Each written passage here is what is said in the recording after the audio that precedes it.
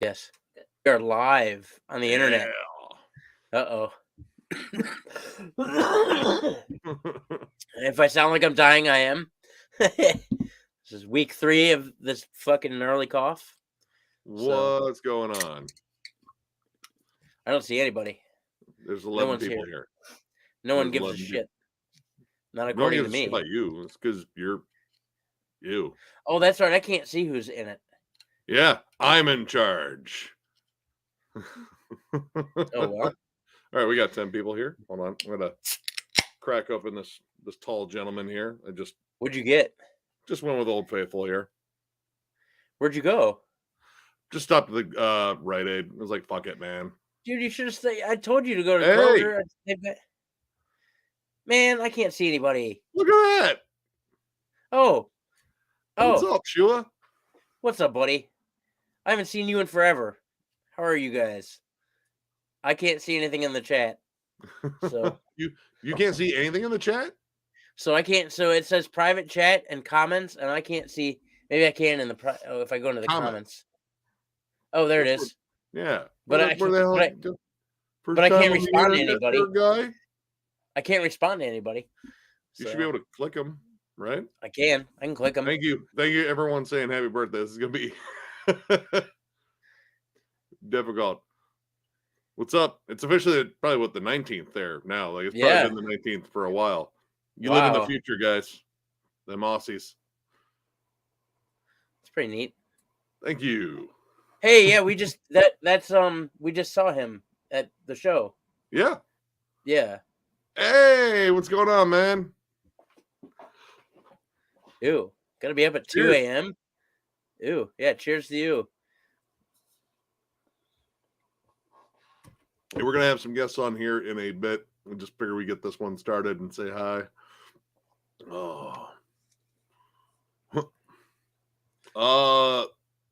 It's one of the numbers. How old do you think? Let us know in the comments. How old do you think? Oh God! Keep in mind he does have gray hair. His hair actually matches his hat. So I know you can't see it. I mean, it's pretty evident when you have a beard, right? Right, John?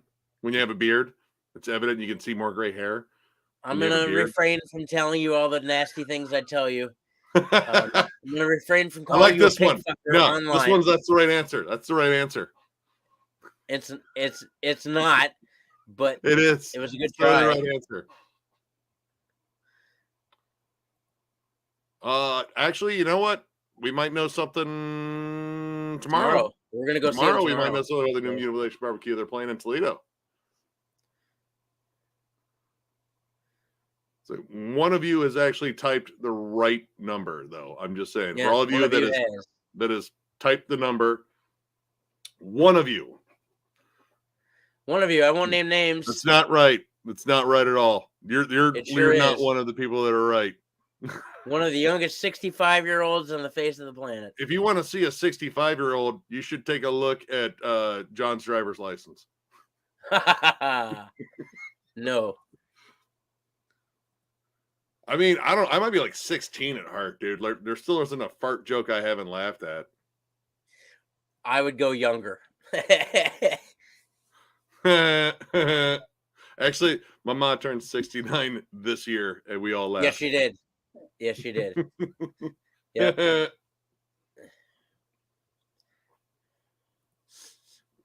Yeah, no, I've been that old. I did get carded though. That was kind of nice. Today? Good for you. I mean, I think it's probably policy. They have to card everybody. It is. I got carded. They're moving that into actually all of Ohio. That might be that's the emotional spectrum right there. Definitely. That's fair. Fair. Ben, there's a handful. Unfortunately I'm going to be away for Enslaved and Insomnium, which sucks because I really want to see Enslaved. Even though it'll be like close to my fucking 10th time seeing him. But Enslaved is amazing live. There's Rotting Christ and Garia. There's Chemists and Wake. Oh my God. You're gonna be doing that a lot. Oh, that's right. I said I'd have a beer with you, didn't I? Yeah. Oh, I gotta go get a beer. Oh, go get a beer. Come on, you big silly. Oh my god. What's up, Levi? Here, I'm going to send you a link here in a little bit. We're just kind of waiting for Jeff to show up because he's got links for other people, and then we'll get you in here, man. Yeah. Oh, Morbid Angel, dude. Actually, we were like thinking about doing the one in Fort Wayne because I think that's the last date that Skeletal Remains is on. Yes. Yeah, April 4th. I'm hoping they announce like, hey, we actually are working on a new album. Be nice. Which would be like what? This one will be L. Yeah, see? Get a beer, you hoser. Take off, you knob. I'm gonna get a beer. No, If I Hey, get up, man, it's gonna happy early birthday, bro. Oh, happy birthday. Tomorrow. Hey, what's up, Andy? Happy birthday. Happy birthday, yeah. Thank you for happy birthday. I don't know. I can't even chalk that up to the booze yet. Fuck. Are you just gonna wish happy birthday to everyone else that wishes you happy birthday to everyone today. Everyone, happy birthday. Now I won't have to say when's your actual birthday. Is that your first beer? My first beer tonight. Yeah. Yeah. I remember my but first it's a big beer. one. It's a tall gentleman. Yes. All the kids' birthday stream. That's what we do now. Yeah. Yep. We couldn't afford the bounce house, so we went with the stream. Well, I mean, we could afford the bounce house, but it's also 20 degrees outside, so you know. Let's see. Epidemic. Decimarin? I don't even know how to say that last word.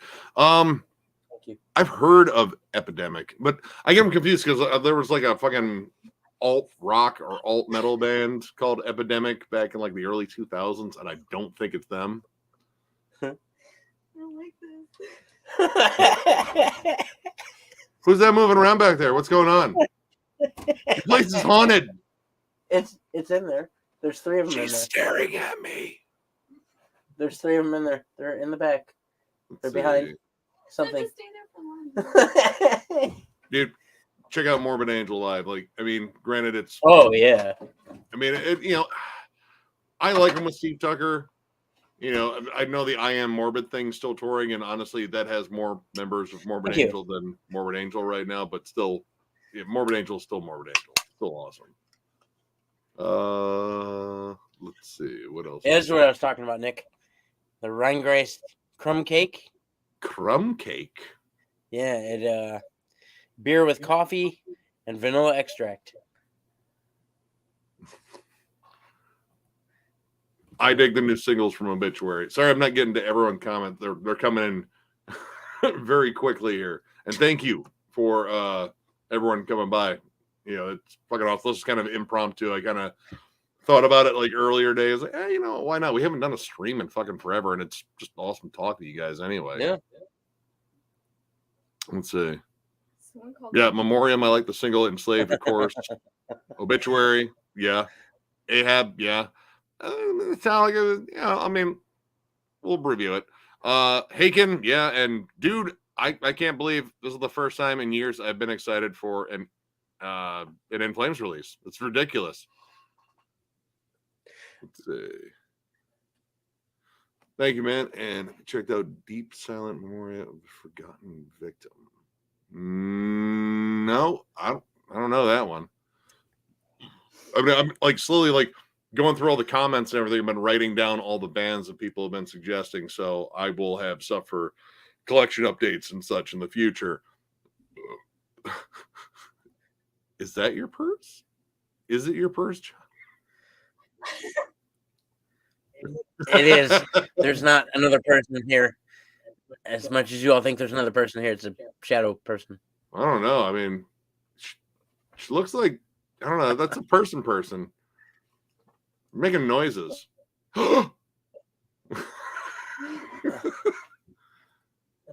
Definitely stoked for new Deicide. 100%. Let's see. Oop, sorry. Hold on. We get to this one. I know Chemis and Wake Chemis and Wake.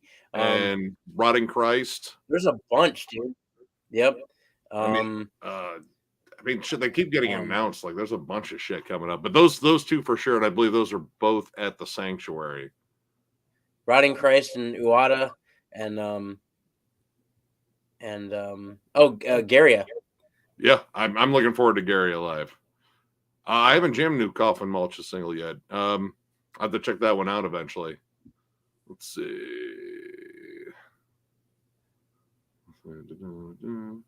Deep Side. Oh, here we go. Colombian Melodeath Band.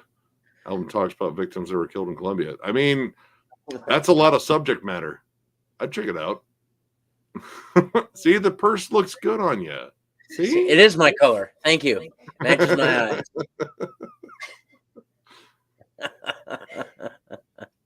I used to be a pretty big Despised Icon fan. I'm kind of iffy on them now. Like, Deathcore and I have a tenuous relationship. Like, sometimes there are bands that still really do it for me. Other times, like, well, that's a lot of cool breakdowns. Dude, those first couple albums, The Ills of Modern Man, Let me see here. Hold on, I'll help you out. was that the album with MVP? Consumed by Your Poison. No. The Healing Process. The Ills of Modern Man and Day of Mourning. I really Day of Mourning. Yep, that's Day of Mourning was pretty good. Yep. Ooh, wait, is Broken Up officially doing a new album? Because I heard, dude, there was something on Instagram the other day. Awesome. Neat. Hell Ripper, fuck yeah, dude. That last Hell Ripper was fucking intense. Calorie Cap. Blood Red Throne's already working on something new? Yeah, that was already? Didn't they just release? It was 2021. 2021, yeah. Well. Hey, what's going on, Magma Chamber? Thank you, man. Hey, shit, man. Another December birthday? Fuck yeah, dude. I mean, some of the best people are born in December, I believe. Yeah. Yeah. Well, I mean, they're like years of them being combined, but I don't know. I don't give a shit anymore. Like, I used to be, kind of just, oh, there we go. Hold up. We got a guest here. Who? Let me get him in here. Hey, Hey. Is that for me? Is that what you got me for my birthday? Happy fucking birthday, man. What? I'm drunk. I'm just kidding. I'm not drunk. No head start, man. What's up, John? It's being a shit show tonight. What's up, Jeff? How are you? Yeah. I'm still hanging, man. Still hanging. Good. Still here. So, I'm kicking ass, taking names, and doing interviews. So. Yeah, dude. I saw you got fucking Doug Panic, dude. Tomorrow at 4:00, bro. Dude, nice. Getting kind of nervous. I mean, a little bit. You got it. You know how I am with interviews. Like, I'm a fucking blubbering mess. Like, hey. Yeah, well, this guy, I mean, Doug means a lot to me, man. He's like, I've had the pleasure of actually hanging out with him a couple times. Does that mean that he knows me? No, I don't think, he's going to be like, yeah, I kind of remember. He's going to do that because Doug's a gentleman and a great guy. He's going to go, yeah, I kind of remember that, but he probably doesn't. But we went out for dinner, actually, one night after the show at the Trocadero in Philadelphia, Manic Moonlight Tour. So I think that was 2006, I think. So, quite a long time ago. We went out to dinner after the show. He came out. We were talking. It was freezing cold, man. It was like fucking December, I think, or something. And he's like, hey, is there any good place to get a bite? And I'm like, dude, it's like 12:30 and it's a Sunday night. I don't know. But there was this little Chinese place right around the corner. We went over. We sat down. It was funny, man. We sat down where he orders fish. And I said, I'll pick your dinner up, right?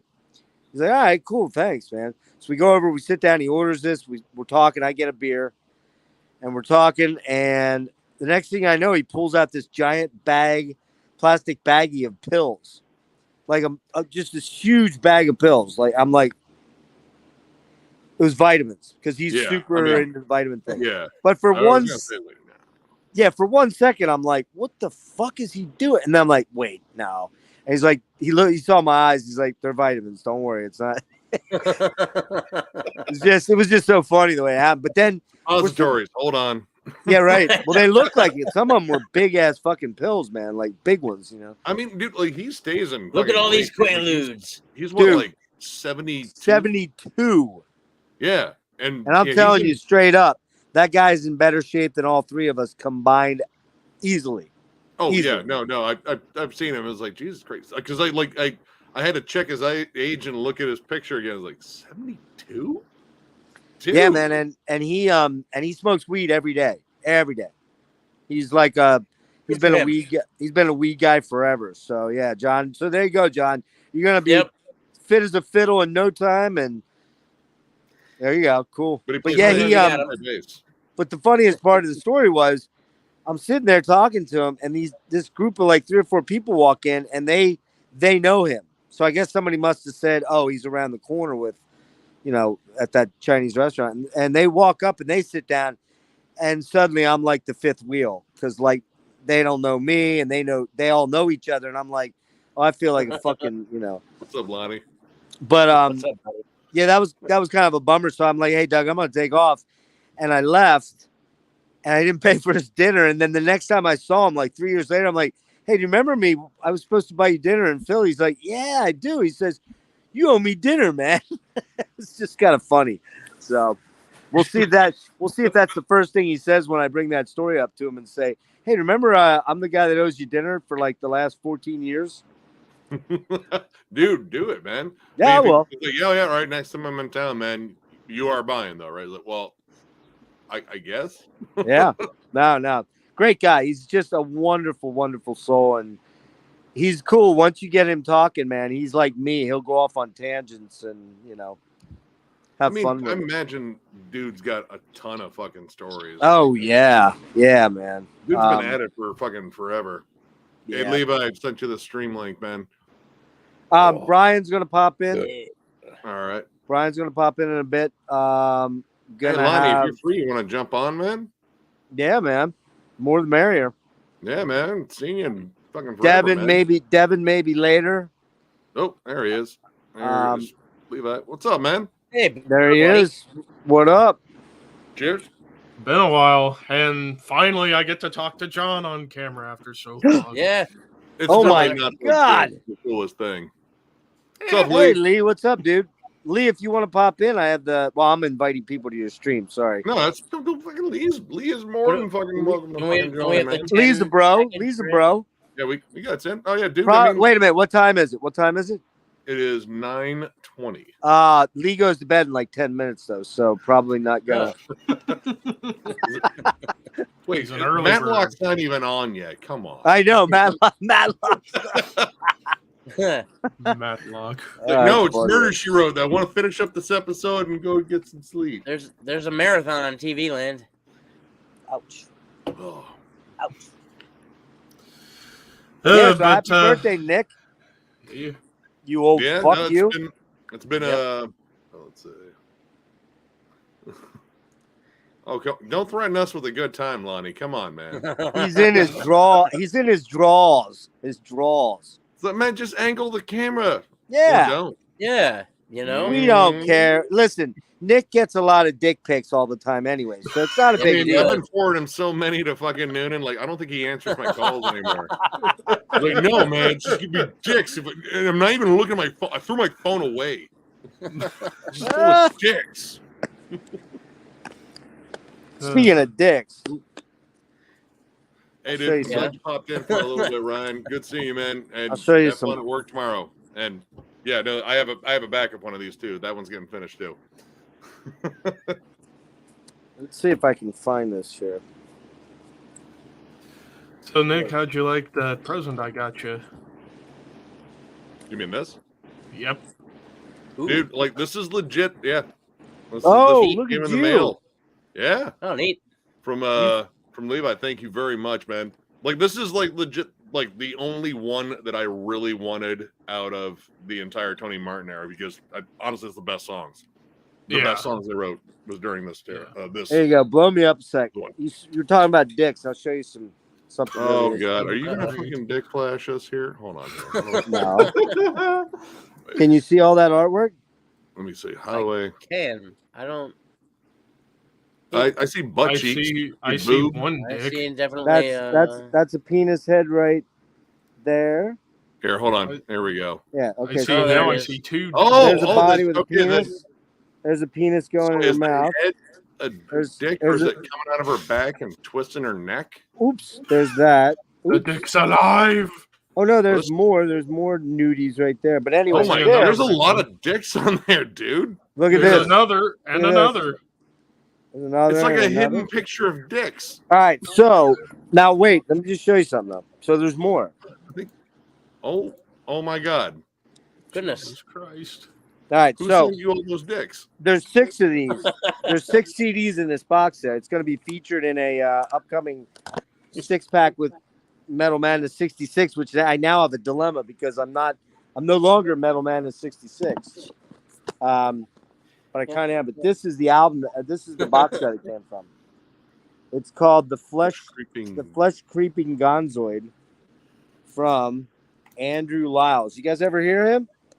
Nope. No. Trippy, bizarre, what I would call a sound manipulator. He takes like all kinds of like field recordings and manipulates the sound through filters and fucking it's I would call it if I had to throw it into you ever hear a Nurse with Wound? You ever heard of that name? I have heard of that name. I Okay. don't know if I've actually listened to it though. Well, it's Stephen Stapleton is the guy behind Nurse with Wound, and he's got something like I don't know, like 100 albums out. It's crazy. Was that a fair comparison? I don't know if I don't know Negative Land, I don't know Mario. either. Sorry, it's Andrew Lyles is Andrew Lyles is the guy's name. He's an English. There you go, Lucy in the Sky with dildos. That works. Yeah. That's the name right there. That works. has to be. But he's kind of what I would call a sonic manipulator. A lot of his shit is dark ambient, but it's not like the droney dark ambient. It's like the really fucking weird shit with all kind of weird stuff and yeah. So Does anything. I'm distracting. Hold on here. I was trying to see if did Lee answer us? I don't know, Lee. If you want, Lee, Yeah. if you want to jump on, I'll send no, you he a said link. send it over on Instagram. Oh, does he want one? Yeah. All right, I'll go. Hang on, I'll send it to him. Oh, just stop. Hurry. Allison No Wonder one's Dicks. looking. You missed all the penises, the peni, penalises. Dicks. Penalisis. We're suffering from penalisis now. The literal dick farm. Literally is down. He's down. Literally down. Oh. You hear me? Here we go. Okay, I sent it over to Lee. Word, I will keep an eye Stop. out for him. Do you know when Brian's supposed to jump on? He said when his kids go to bed. What time is it right now? 9:25. Yeah. So probably a half hour, somewhere in that range. I saw somebody just said, which band would you choose to perform the happy birthday song? I know which band just did. Yeah. Who's that? Enforced actually sang "Happy Birthday" to me from the stage. No way. Yeah.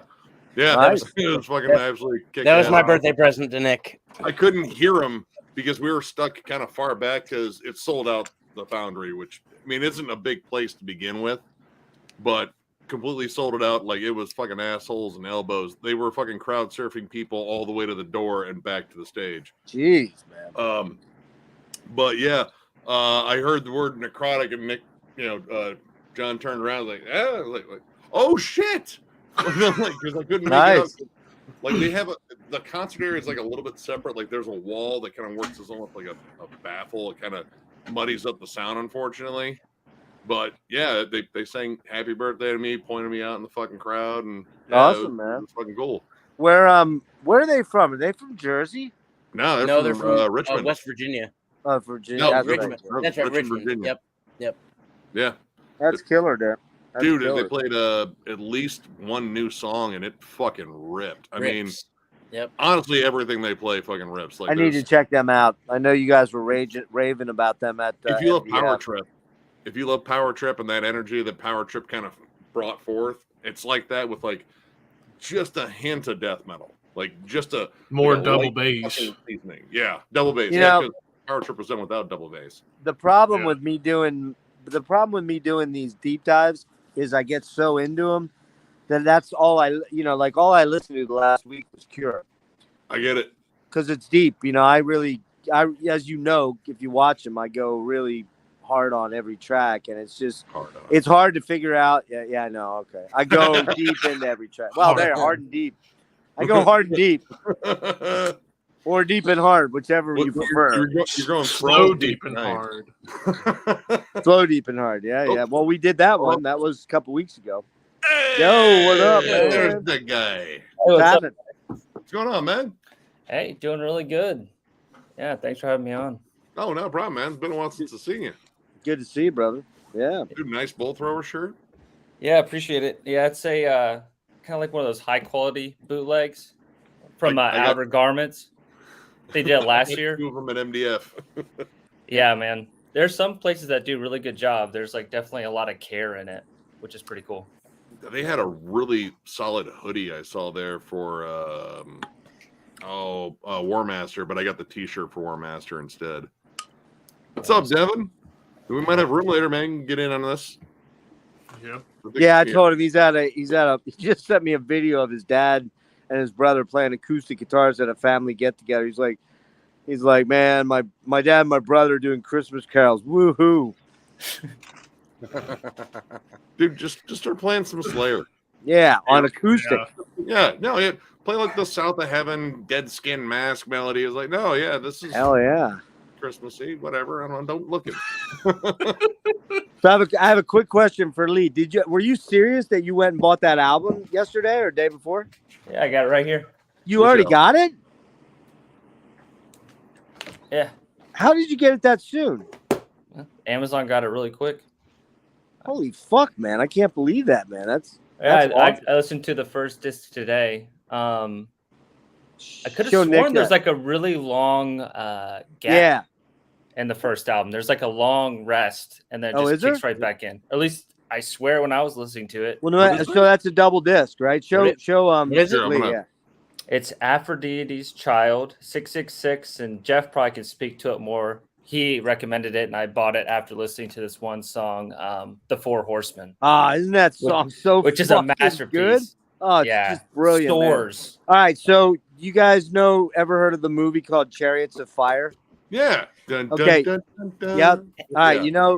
okay, so Vangelis is the guy that did that music for that, and he's done all kind of other stuff. He did like stuff with John Anderson from Yes, and that synthy, real cinematic music.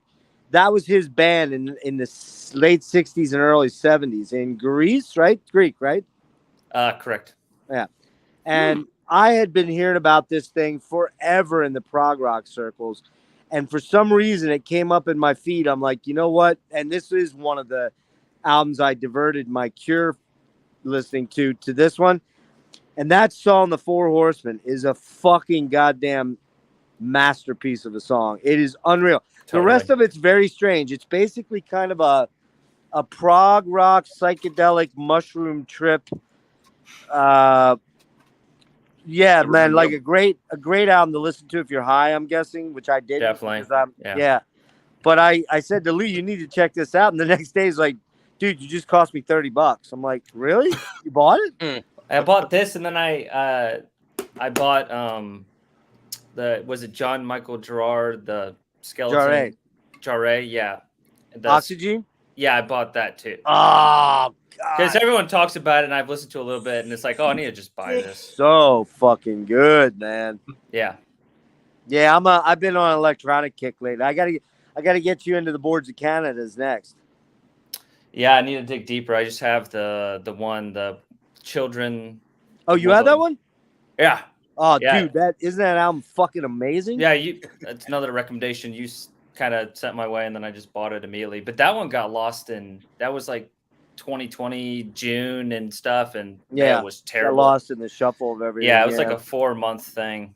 I cost a lot of people a lot of money. Brian can speak to that, but I'm not like on Nick's level, but I do cost a lot of my friends money. I know that. Nick has a I don't problem. have a fucking problem. Fuck you. Well, he has See, many Nick, problems. But This See, is not Nick, an this is intervention. why I don't watch you guys, because I don't have any money to spend. So therefore, if I watch you, I'm gonna want to grab like 18 fucking albums, and I can't do it. So But, Jeff, you can just stream music like the rest of the posers. I mean, well, that's true. Yeah, well, I am a poser. No, if anybody's got a problem, it's me. I mean, Oh yeah. I mean, I'm trying to play catch up, and I'm never going to catch up to Nick ever. don't move to the express lane, Levi. Yeah. Hey, No. I built this all from like 13. Like that's forever ago. Like that's yeah. Yeah. And it I is. built mine long from time. 4 Well, CDs somewhere. when I was 14. So there you go. I mean, you're buying like entire discographies at once too. Like That it's is like, oh, yeah, I true. got like this entire band. It's like Jesus Christ, man. I paced myself on that one.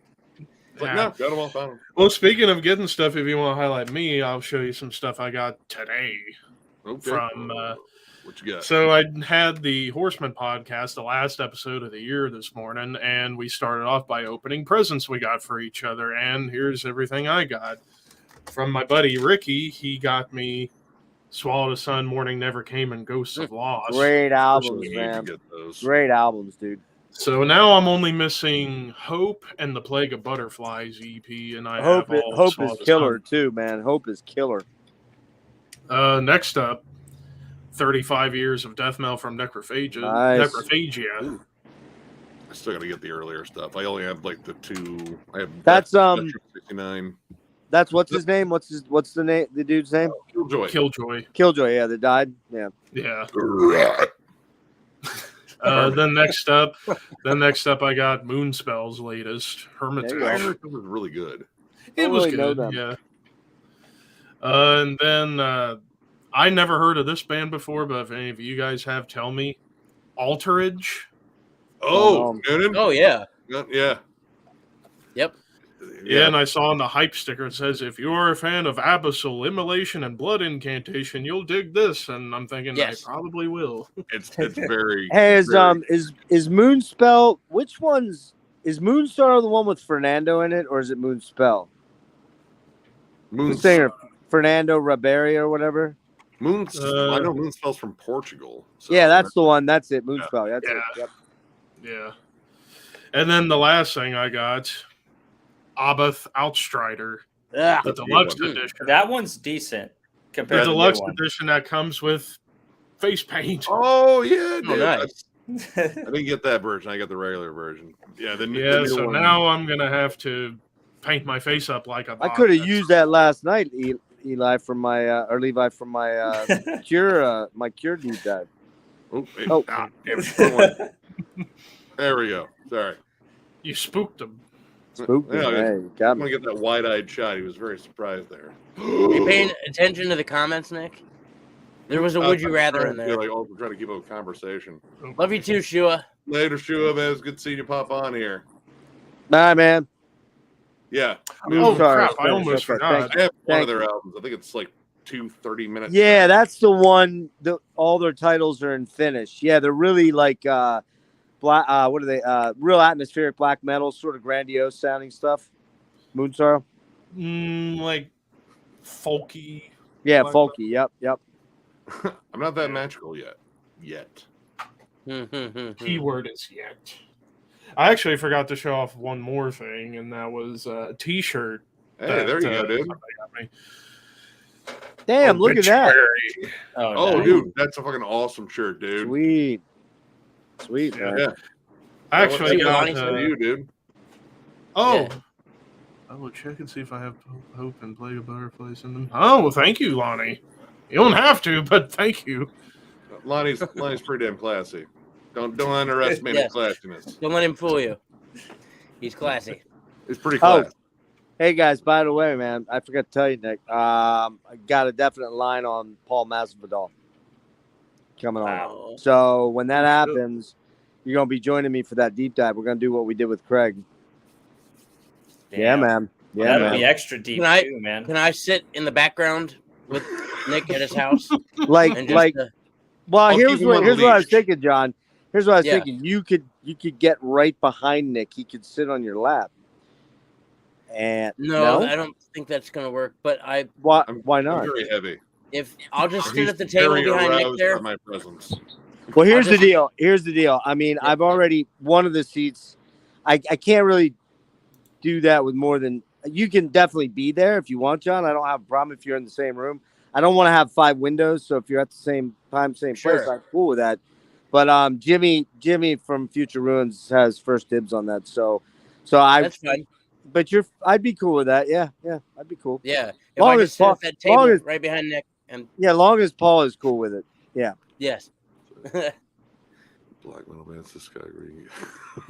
I don't know, man. Like, Well, I with mean, the beard, my ABBA CD came with face paint, so I could easily do that if I wanted. I to. actually Look at I the got neck.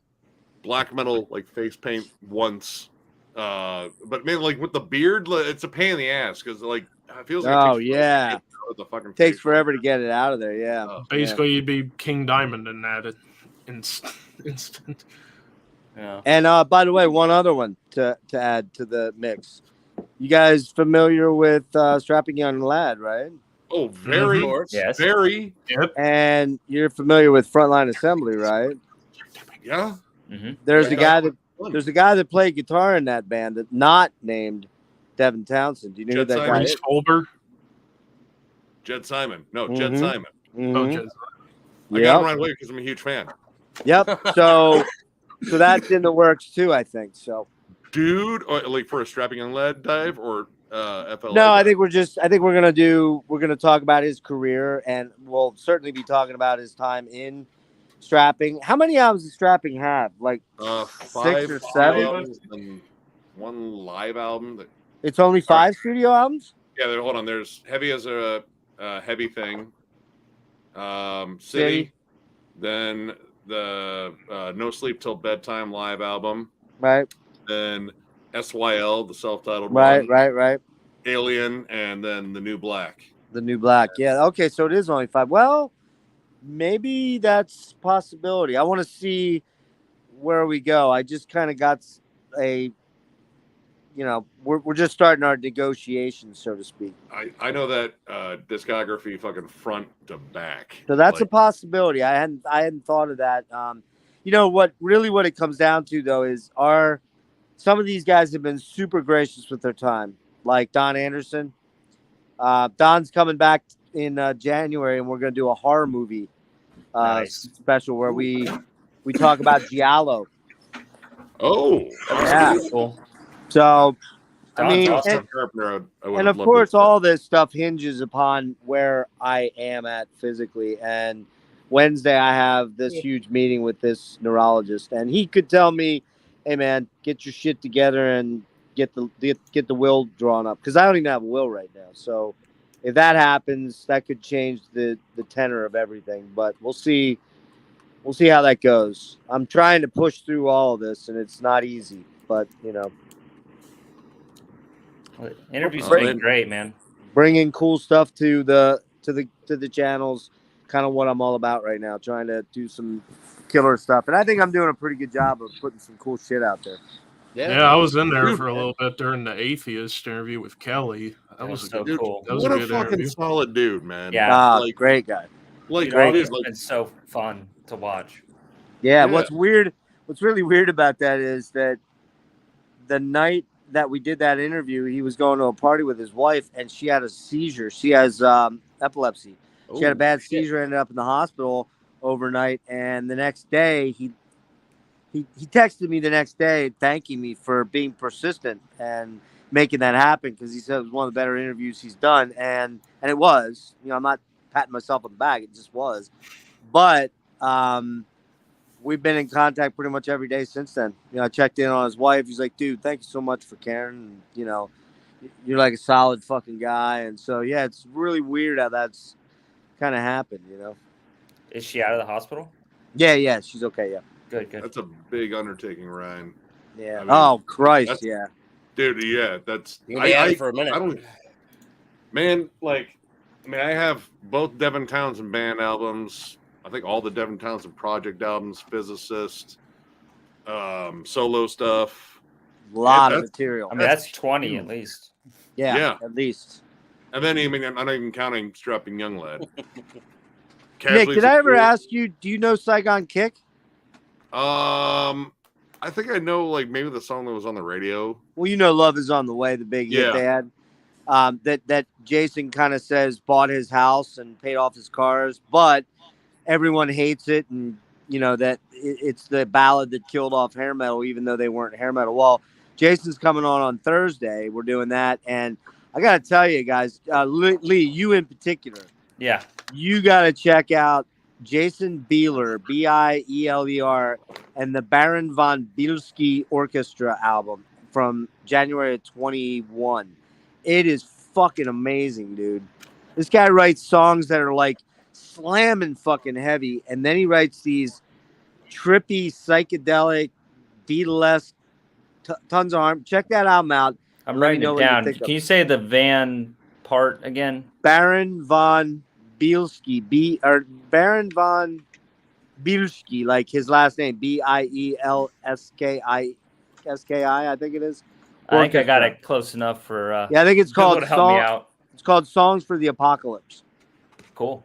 Killer. I've got him coming on Thursday at noon then too. So I got a busy fucking week, man. I was gonna say, man, like, you've been like, I didn't even know you got Doug Pinnick. Like, I saw that pop up today. Well, that happened Friday Well, night. you got Doug. What's that? I didn't know you got Doug. That's Yeah, amazing. Doug's tomorrow at 4:00. Wow. And then on Tuesday, I got my buddy that I went to high school with, Johnny Jewelli, who is the singer for Axel Rudy Pell, Hardline, which is his band. But he also, you guys might know this way better than me because you're in that age range. Anybody know Crush 40? Sonic the Hedgehog? I know Sonic the Hedgehog. You know, Yeah. Sega Genesis, the Sonic the Hedgehog Yeah. games. Well, Yeah. the Japanese guy that does all the music for Sonic, I can't pronounce his name, Jen Sue or something like that. Johnny is the singer for all those fucking video games, man. So you want to talk about Wow. raking in some smackers right there? I'm sure he's getting paid very well to do those Dude, soundtracks. It'd be so interesting to hear his take on like that business because it's Yeah. so different than the music business. So We're gonna- definitely we're delve gonna- in there, man. Yep, Wow. we're diving into that deep and hard. That'd be awesome. And then his band, his first band, major band that got signed was with Neil Sean and Journey. Dean Castronova, who's in Journey now and done all kind of projects, and Todd Jensen. They were called Hardline. Someone knew. And yeah, man. Well, stop by my show. My channel is Nick. You mind if I pimp that? No, pimp it, man. Pimp it. Yeah, Actually, my pimp away. I'm channel. gonna go grab a smoke and a. Yeah, beer. cool. So Nice. my channel is called Gas Masks and Hand Grenades, formerly known as Metal Madness 66, but I changed the name up. And I'm kind of pivoting to doing just deep dives and interviews. And Johnny is the voice of Crush 40, and so we're going to talk about. In fact, last Friday when I set this up, he was wrapping up the 101st album that he has put out. 101 albums. Wow. Think about that. It's insane. Wow. Yeah. That's Zappa-esque. Yeah, it That's is. That's more than Melvins and Nunslaughter combined. Absolutely crazy. Nice. Yeah, you're right. You're right. So we're doing that on Tuesday, and then as I said, Jason Bieler will be the one with Johnny is 4:00 on Tuesday, 4 p.m. Eastern time. Same for Doug Pinnick, 4 p.m. Eastern time tomorrow, and then the one on Thursday with Jason Bieler is that is 12 noon Eastern time, and the week after that I've got Mark Knight from Bang Tango. If you've ever heard of Bang Tango. I've heard the name, yeah. They Yeah, did that what are one they? big 80s song called Someone Like You. Yeah. And yeah. someone just like you.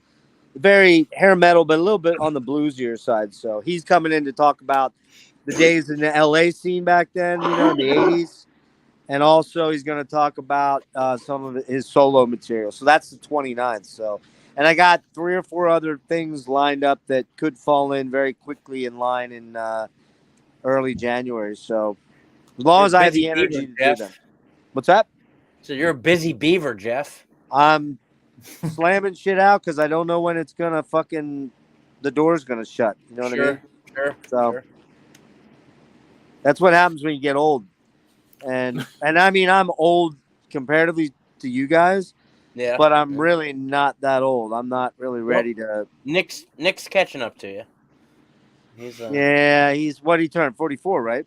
Yeah. Yep. What are you? Yeah. You're 40, John? 39? 41. Oh, 41. Okay. Yep. I will be 57 in March, assuming that I get there. So, which is crazy. Crazy. Speaking Yes, of albums, I wanted to show off a little gem that I highly suggest John in particular check out. Since we all love our Morbid Angel, why not show off an album from one of the biggest Morbid Angel worship bands that not really many people know about? Mythros. Oh, Forever dude. Advancing Yeah. Legions. Yeah. Don't Oh my know. god. Oh god. They're awesome. If you are a fan of like Covenant, Domination, and Formulas Fatal to the Flesh era Morbid Angel, this is killer stuff. Nice. I the think song, I have that album. Yeah, the song Wrath of God, that's essentially Where the Slime Live Part 2. It's got a similar riff and groove. And Tomb of Kings is like a fucking unwieldy, unhinged song that I just love. And even those little like atmospheric interludes are really interesting, like the title track with those like classical instruments. It's like, damn, it's like building up like some battle scene in an action movie. I haven't jammed that record in quite some time. I need to get the rest of them, but I've seen like the one after this kind of hard to find. I was lucky to get this for like $15 on Discogs. There's that And this Loops is- album. Is that the one that's after that one? The On Strange, Loops, I think that was the Yeah. last one. That was That's the one I have. I was trying to find a 2016. copy, but it must be my car. Yeah, and this one was 2002. What is that? Yeah, 2002. Mythros. Mythros, Forever Advancing Oh. Legions. Dude, yeah, I need to get more Mythros. I think it was their last album. Yeah. Strange Loops. Night, Lonnie. Thanks for stopping Yeah, by, Lonnie. man. And thanks for the messages. That's an important decision, man. It is. It is. I mean, It is. actually, if you're still there, this was one of my birthday gifts from my sister and my brother-in-law. This is Oh, a that's Lego cool. fucking Havoc staff. Ooh. Nice. Oh, Neat. shit. Yeah, it's like 40 inches long too. Like this thing's big. So this will be another fun prop in the thumbnails for damn sure. We know you like them big and long. And havocy and purple and veiny. What? What? Jesus Christ. Yeah, my sister was super eager to watch me open that present when we were at the restaurant. I was like, we don't even need to order right now. Just open that. I was like, no, I want to order. Let's go ahead and do it, right? Of course. Speaking of gifts, I got to wrap. No bumbling tomorrow. blockhead beast man. I'm gonna be curious to see. I'm gonna be curious to see what my mom got me for Christmas this year. Because last Christmas and birthday, she got me a bunch of albums. Like this year for my birthday, I got a bunch of AC/DC and Iron Maiden. No, that was last Christmas, or was it birthday? I can't remember. Does she find the stuff, or do you give her like a list? I make a list on Amazon and she picks and chooses. You check it twice? Everything's a sex toy if you're brave enough, right? Hell, this could be a sex toy if you want to parents cut don't yourself buy deep. for I you. don't know, man. You don't want to depreciate the value of that. No. that one's a hard one to find. I Hell think. no. Yeah. Like I said, I was lucky Could to fit get it in it his for ass, $15 on. Like, No, probably Shred would. I mean, well, you could probably do it. Doesn't when he you- still? Don't you still have the restraining order on him for the CD? No. He was just here to do his top 10, but yeah, no. There's always weird jokes with Joe. We've seen so much of Joe. Right, Sean. And Nick too. Yeah, I know. Nick, He got you first. He got you first. He targeted He you. did get me first. The only person that hasn't seen it yet is Miller. But I'm sure it's coming. I told Millers that listen, just keep a pocket full of rubber bands, and if you see it, just shoot right for the Sarlacc pit. Yeah. Get him right in the mud button. It's unfortunate for all of us. For clarity, Joe is Shred. And Shred Lord. Oh God. hey, thanks, Mike. And thank you to everyone that's Mike. wished me happy birthday. Sorry, I'm trying to keep up with comments too, but yeah, dude. That made my night. It's been forever, and I want to keep it that way because the memory is still burned in there, right, John? Yes, it is.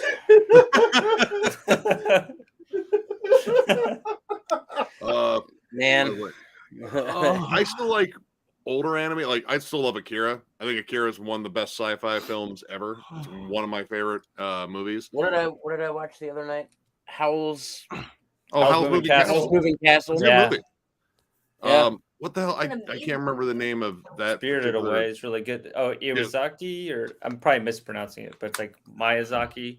Yeah, Somebody that's probably right. knows in the comments, but I love those films. His movies are great. Spirited Away is really awesome. Princess Mononoke, I think, is really fucking good. Very, That's a little more very mature. dark. Yeah. I still like Dragon Ball to a degree, but they kind of nerfed my favorite character. But it looks like he got a bit of a comeback because I actually like Piccolo, and everyone's like, yeah, whatever. Goku was like, fuck Goku, dude. He's so boring. Yeah, Piccolo is more complex. Like Superman. Yeah, he's anime Superman, pretty much. You know, the goody. What is it? Yep. Yeah, but we're going in 2024, and we got Yeah, Denver we're- Death Fest in April. So I would like to go to MDF. MD, I'd have well, to save they're up a shit ton of money. do They're it. announcing the lineup for February. 2024. Sorry about that. No, not a problem. Yeah, they're announcing the lineup for 2024, I believe, in February. February 6th. Hey, wait a Yeah. minute. I want Nice. to show Robert something. Oh, can you see it? Robert, can you see that? I know it's dark. Well, Can you see I hold got up. my tarp? I got my tarp. Can you see my tarp? There it is. There's the tarp. The tarp of doom. I'm just there- seeing some see it? Blair Witch shit. That's see all I'm it? seeing.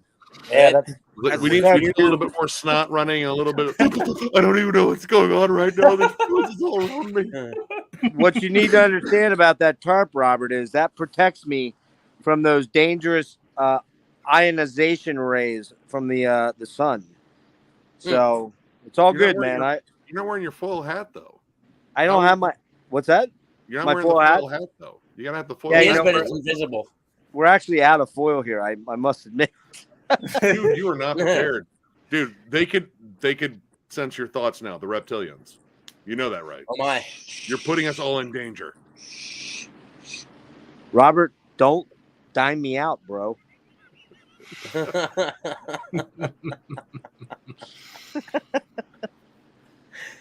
So Lee, I got a question for you, Lee. When are you going to start your YouTube channel?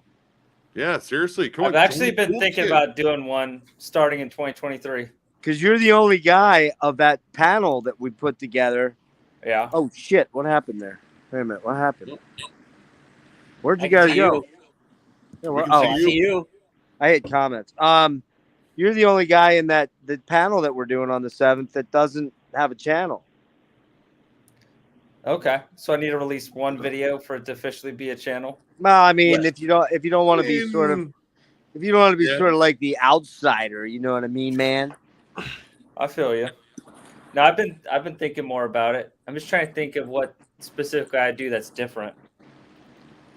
What I What think do could we be do? cool is talking with other artists and ones who like do a lot of like album covers. Oh was yeah. gonna say, Like- man. I was That'd thinking be about cool. doing a kind of interview or talk series. Like I've only messaged casually with a couple guys, but like Lucas Corte, I believe that's his last name, but from Shoggoth Kinetics, he does a lot of awesome artwork.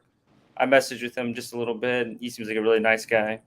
So that'd be pretty cool. That's cool. If you get Dan Seagrave, Oh man. That would be sweet. That'd be a bit intimidating. Like, you know What's how the, awesome you are, sir. Yeah. What's the other dude? Is it Wes Benscoter? Is that another one that does? Benscoter's it? Yeah. awesome. He's another He's good, bet. yeah. Dude, I mean, there's a lot. Travis Smith, Yes. Smith out there. Yeah. Lot And of them. Repka. Repka, yeah.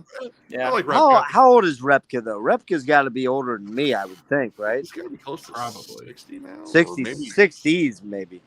Yeah. Yeah, I think he's older than me. I'm pretty sure he is. Oh, the dude that did the last album cover for Revocation. He's been doing a ton here lately. Oh, Paula Giraldi. Dude, his Yeah. artwork is amazing. What's the dude that did the fucking Worm, the latest Brad Worm Moore. stuff? He's a nice Yeah, guy, man, too. he's fucking amazing too, dude. He's a pretty Lots of guys out there, man. That's a cool idea, bro. I mean, Yeah. you couldn't just do that unless you do it once a month or something like that. But I do it maybe in combination with like your interviews have kind of inspired me in a way because I would like to talk with people.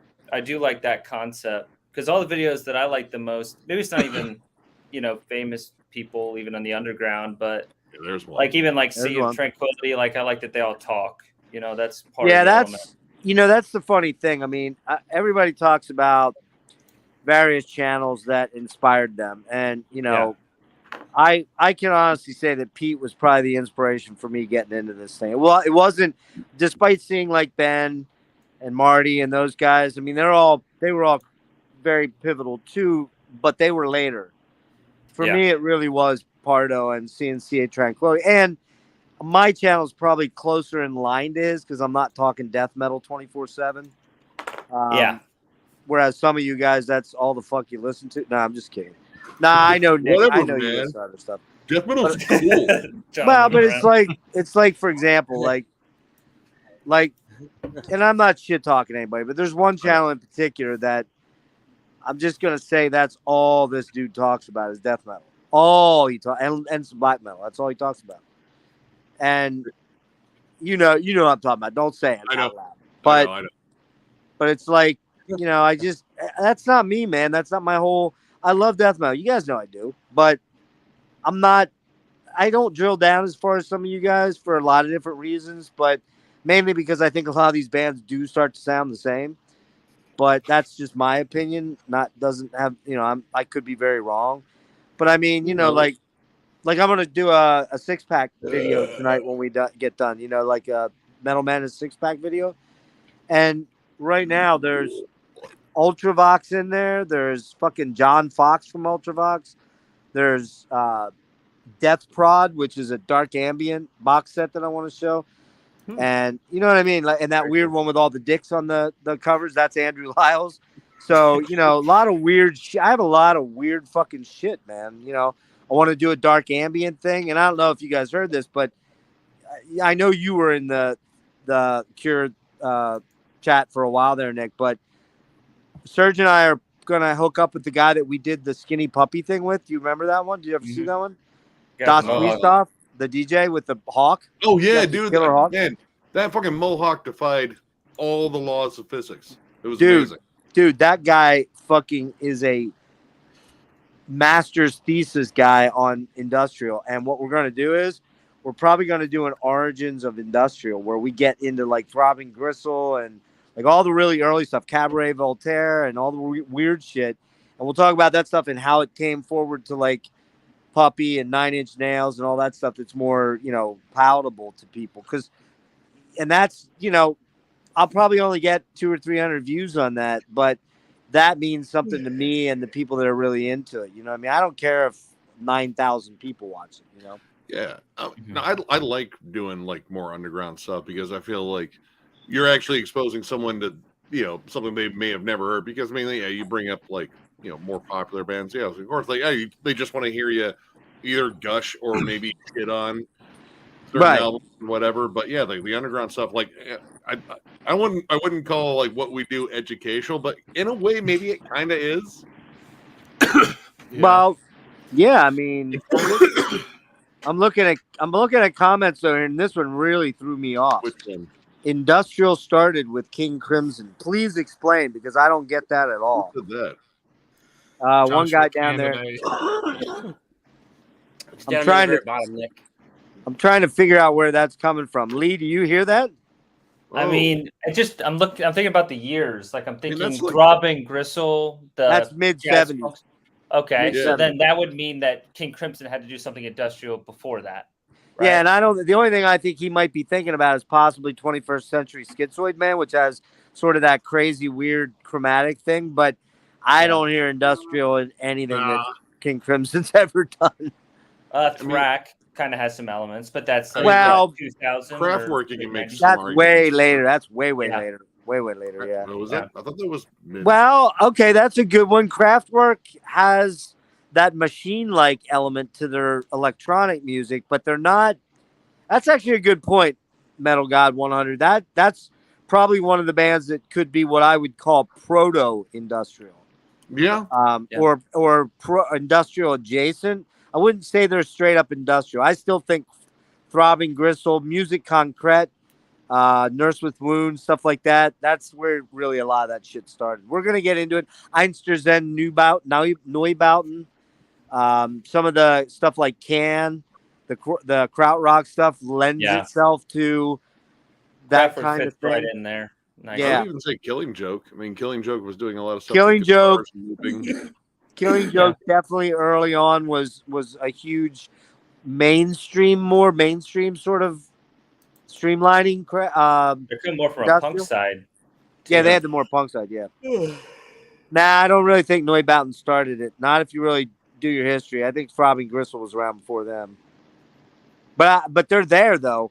They're absolutely there. I don't disagree with that. They're right in the. But you know what? That's why we're gonna do this. Well, Eno was kind of developed ambient. I don't know that he really I never developed. listened to any Brian Eno, honestly. Oh, I know great he's like, stuff. yeah, I know it's like the fans of him are very, very passionate. We know where he Mhm. came from, right? Oh God, Roxy.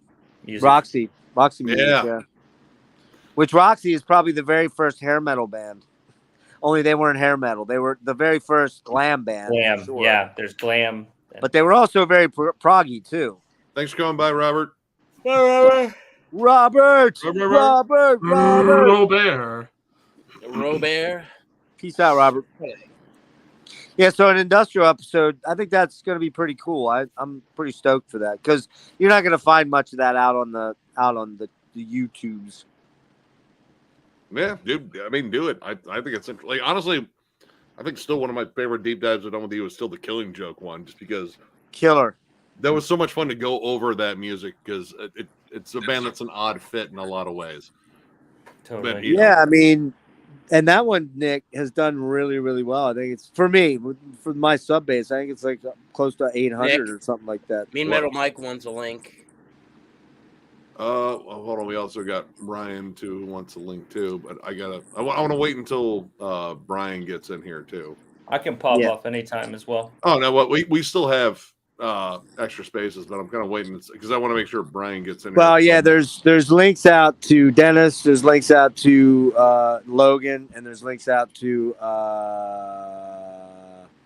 one more person that I'm forgetting. Oh, Rick.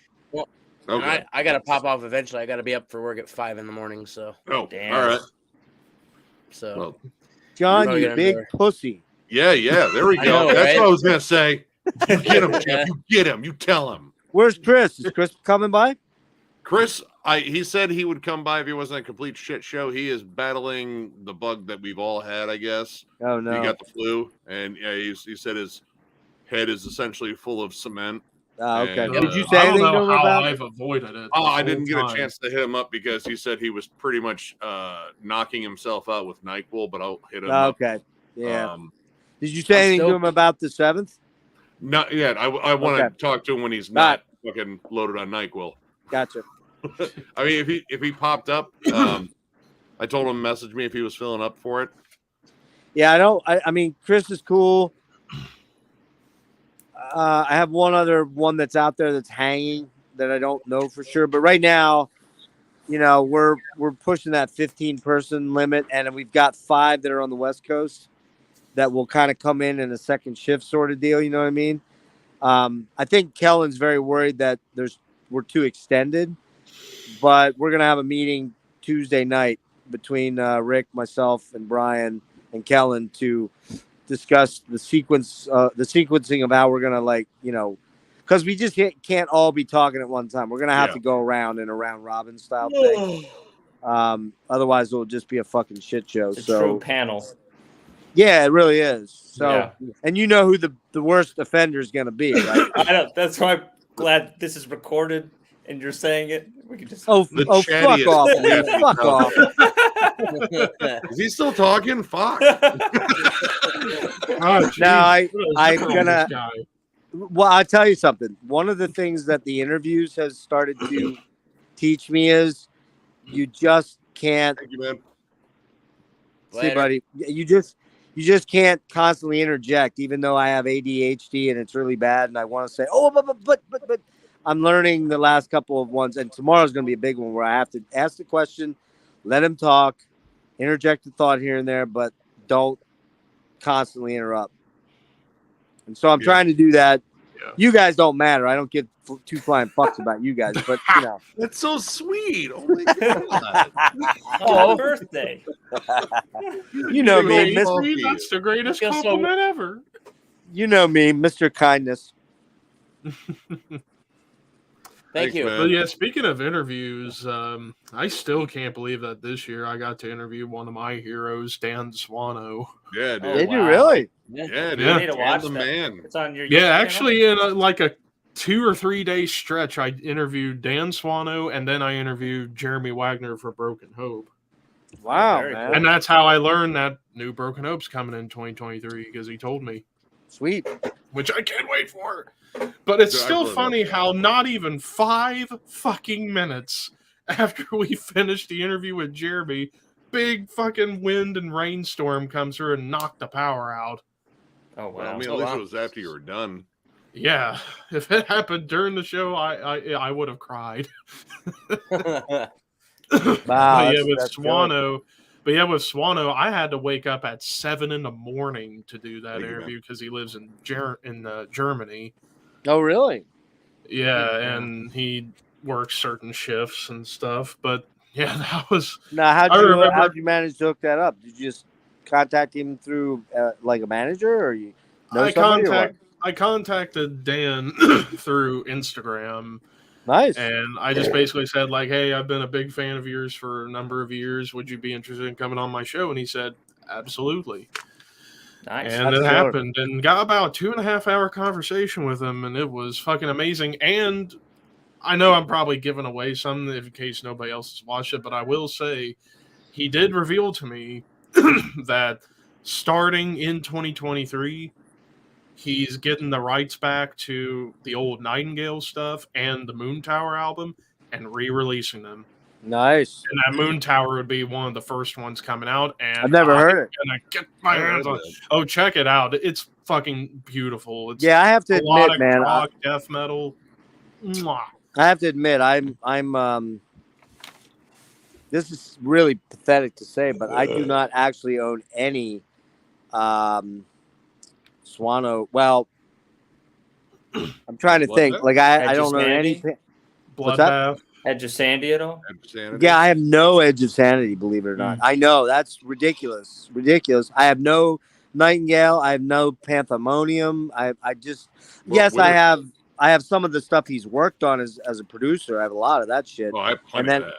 And then I have Early I have- Bloodbath. I have Bloodbath, yeah. Mhm. All right, there you go. But it's just one of those ones I've known about. Like I've known about Crimson and forever, and I love it, but I just never picked the CD up, and I never went out. And That's got some the of stuff. Michael's best performances, Oh, yeah. too, you know? Yeah. Oh, Mm. 1000%. Yeah. And I mean, hell, the Moon Tower album, like I remember watching an old interview Swano did with Reaper Metal Productions from 2 years ago where, yeah, basically that all came about because he got kicked out of Edge of Sanity and basically met up with Michael and they were coming up with ideas together on stuff Dan could do. And he came up with the album and he basically described it as what would happen if I made a death metal album in 1972. And he was super into Rush, and basically made it sound like what would happen if Rush played death metal, and it also kind of sounds like he took the early days of Opeth and the current era of Opeth and mixed it Yeah. together. Yeah. It's very keyboard driven, but man, he plays those keyboards to perfection. Speaking of Opeth, I don't know if you guys saw they did this set list in this last tour, this European tour they did, where it was picked by the fans. So they did like Bracklow's Immortal Yep. for the first I time. haven't seen the clips yet. Yeah. I gotta say, man, Mike sounds better with his growls than he has in quite a while. It's still not like the old days, but it's less croaky and a little bit more deathy. A little more strong. A little more balls to it. Yeah. The last time I saw him with Mastodon, like it really just felt like he was just like, all right, this sounds good enough. Singing, of course, it sounded fucking. It's kind of like a means to an end sometimes with him. Yeah. Mm-hmm. Yeah. Well, he quit smoking a long time ago, and I contend that has a lot to do with it. Oh yeah, definitely. And I think that honestly, I think his voice started to change a little bit. You know, some guys can do that death thing forever, and others it starts to change, and they just, you know, I mean, they can't. I mean, there was a time, man, when I saw them. I want to say the first time I saw him was Deliverance. And I got to tell you that his death voice at that point in time was unmatched. I don't think anybody could do what he. Oh, yeah. Oh, we got a Brian. Hey, yo. Hey. What up? Everybody's got the tall boy going. Yeah, dude. Yeah. Oh is yeah, that? and Orange. Okay. And Orange Okie said, yeah, Dan Swano did vocals for the new Maceration album. That album kicks ass. The new Maceration. And that's only Maceration's second album. Their first one in 30 years. And holy shit, if you love Bloodbath and Entomb, you're going to love Be right back. Maceration Be right back. All right. Okay. I do love Bloodbath. I do love Entombed. Yeah, check out Maceration. It Never Ends. That album is nasty, and Dan Swano's death growl's still strong. Maceration? Wait, where was it? Are they on Unspeakable Acts? I think so, yeah. The name sounds familiar. I need to get that CD at some point. Are And they, the debut. European or Yeah, they're a Danish band. oh, okay. Very cool. Yeah, and Swano did the session vocals for the album. He actually did the session vocals for their debut from 30 years ago. And funny, he tells a story about how he got into doing that because he's friends with producer Jacob Hansen, who was also in Maceration for a while, and rode the train from Sweden to Denmark, and he was expecting to arrive there and then go to sleep, and they're like, no, we got the studio booked right now, you're doing the vocals now. And he was like, oh, fuck me. So he had to do the vocals after being jet lagged and tired from a train ride from Sweden to Denmark. I mean, sometimes you just whatever condition you're in. Like, well, fucking Panzerfaust, Dark Throne. Nocturno was drunk. He was drunk as hell. And you can actually hear it because sometimes he's like, sometimes I'm really close. Oh, shit. Oh, I'm right back here. All right. I love it. Rules, though, man. But Yeah, I mean, he knows the what- album's just so sludgy and dirty sounding. It's like, yeah, you know what? That's perfect. Let him get for away it. with it. It's fun and it's awesome. He was drunk. Let him have his fun. They probably did it all in one fucking night. It was like, you still good? Beer me. Let's go. I got 3 more songs in me. He's like, do you know the lyrics? Fucking, I'll make them up as I go along. Darkness, Satan, suck my dick. I don't know.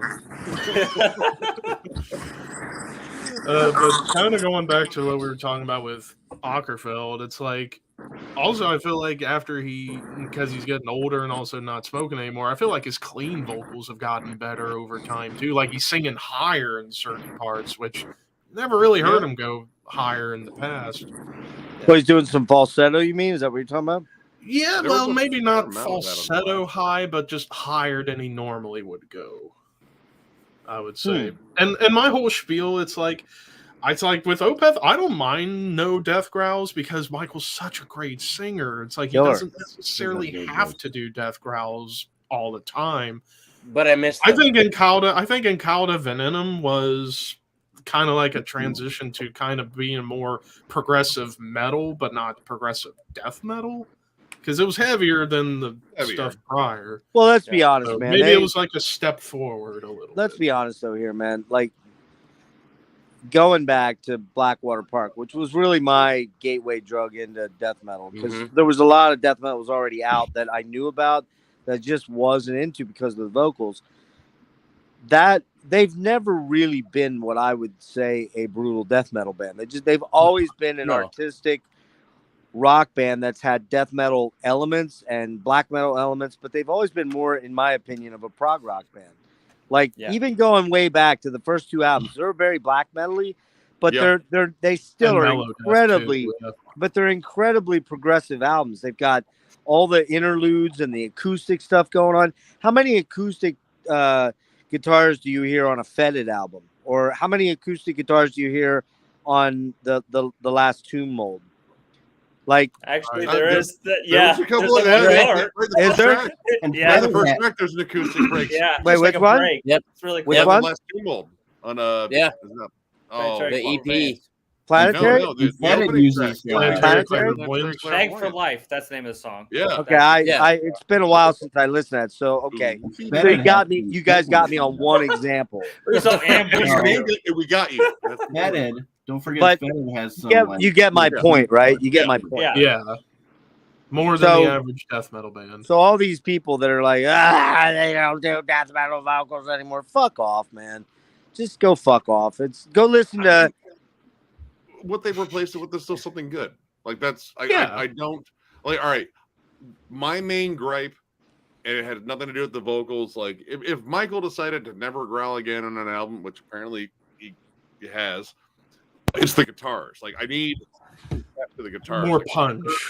Heritage, dude, they thinned it out so much. It was like, dude, this is so listless. Like, Well, Heritage was very much what I would call as the real transitional album, because oh yeah, that's Yeah. the one where they went full prog nerds. And Nick, we talked about this. You were on that deep dive. I really like that album. It's a very weird album for them, but I get why Yeah. people don't. I get why people don't like it. A lot of people feel like it's like a lot of ideas just stitched together, and I don't see that. I actually see some really good songs on, but I get why people don't like it. there are some good songs in it. Like I really Yeah. do love "I Feel the Dark." Like I Wow. think that's an absolutely amazing song. It's just mostly it just came down to like sonically, like the songwriting I have no problem with because they're brilliant songwriters.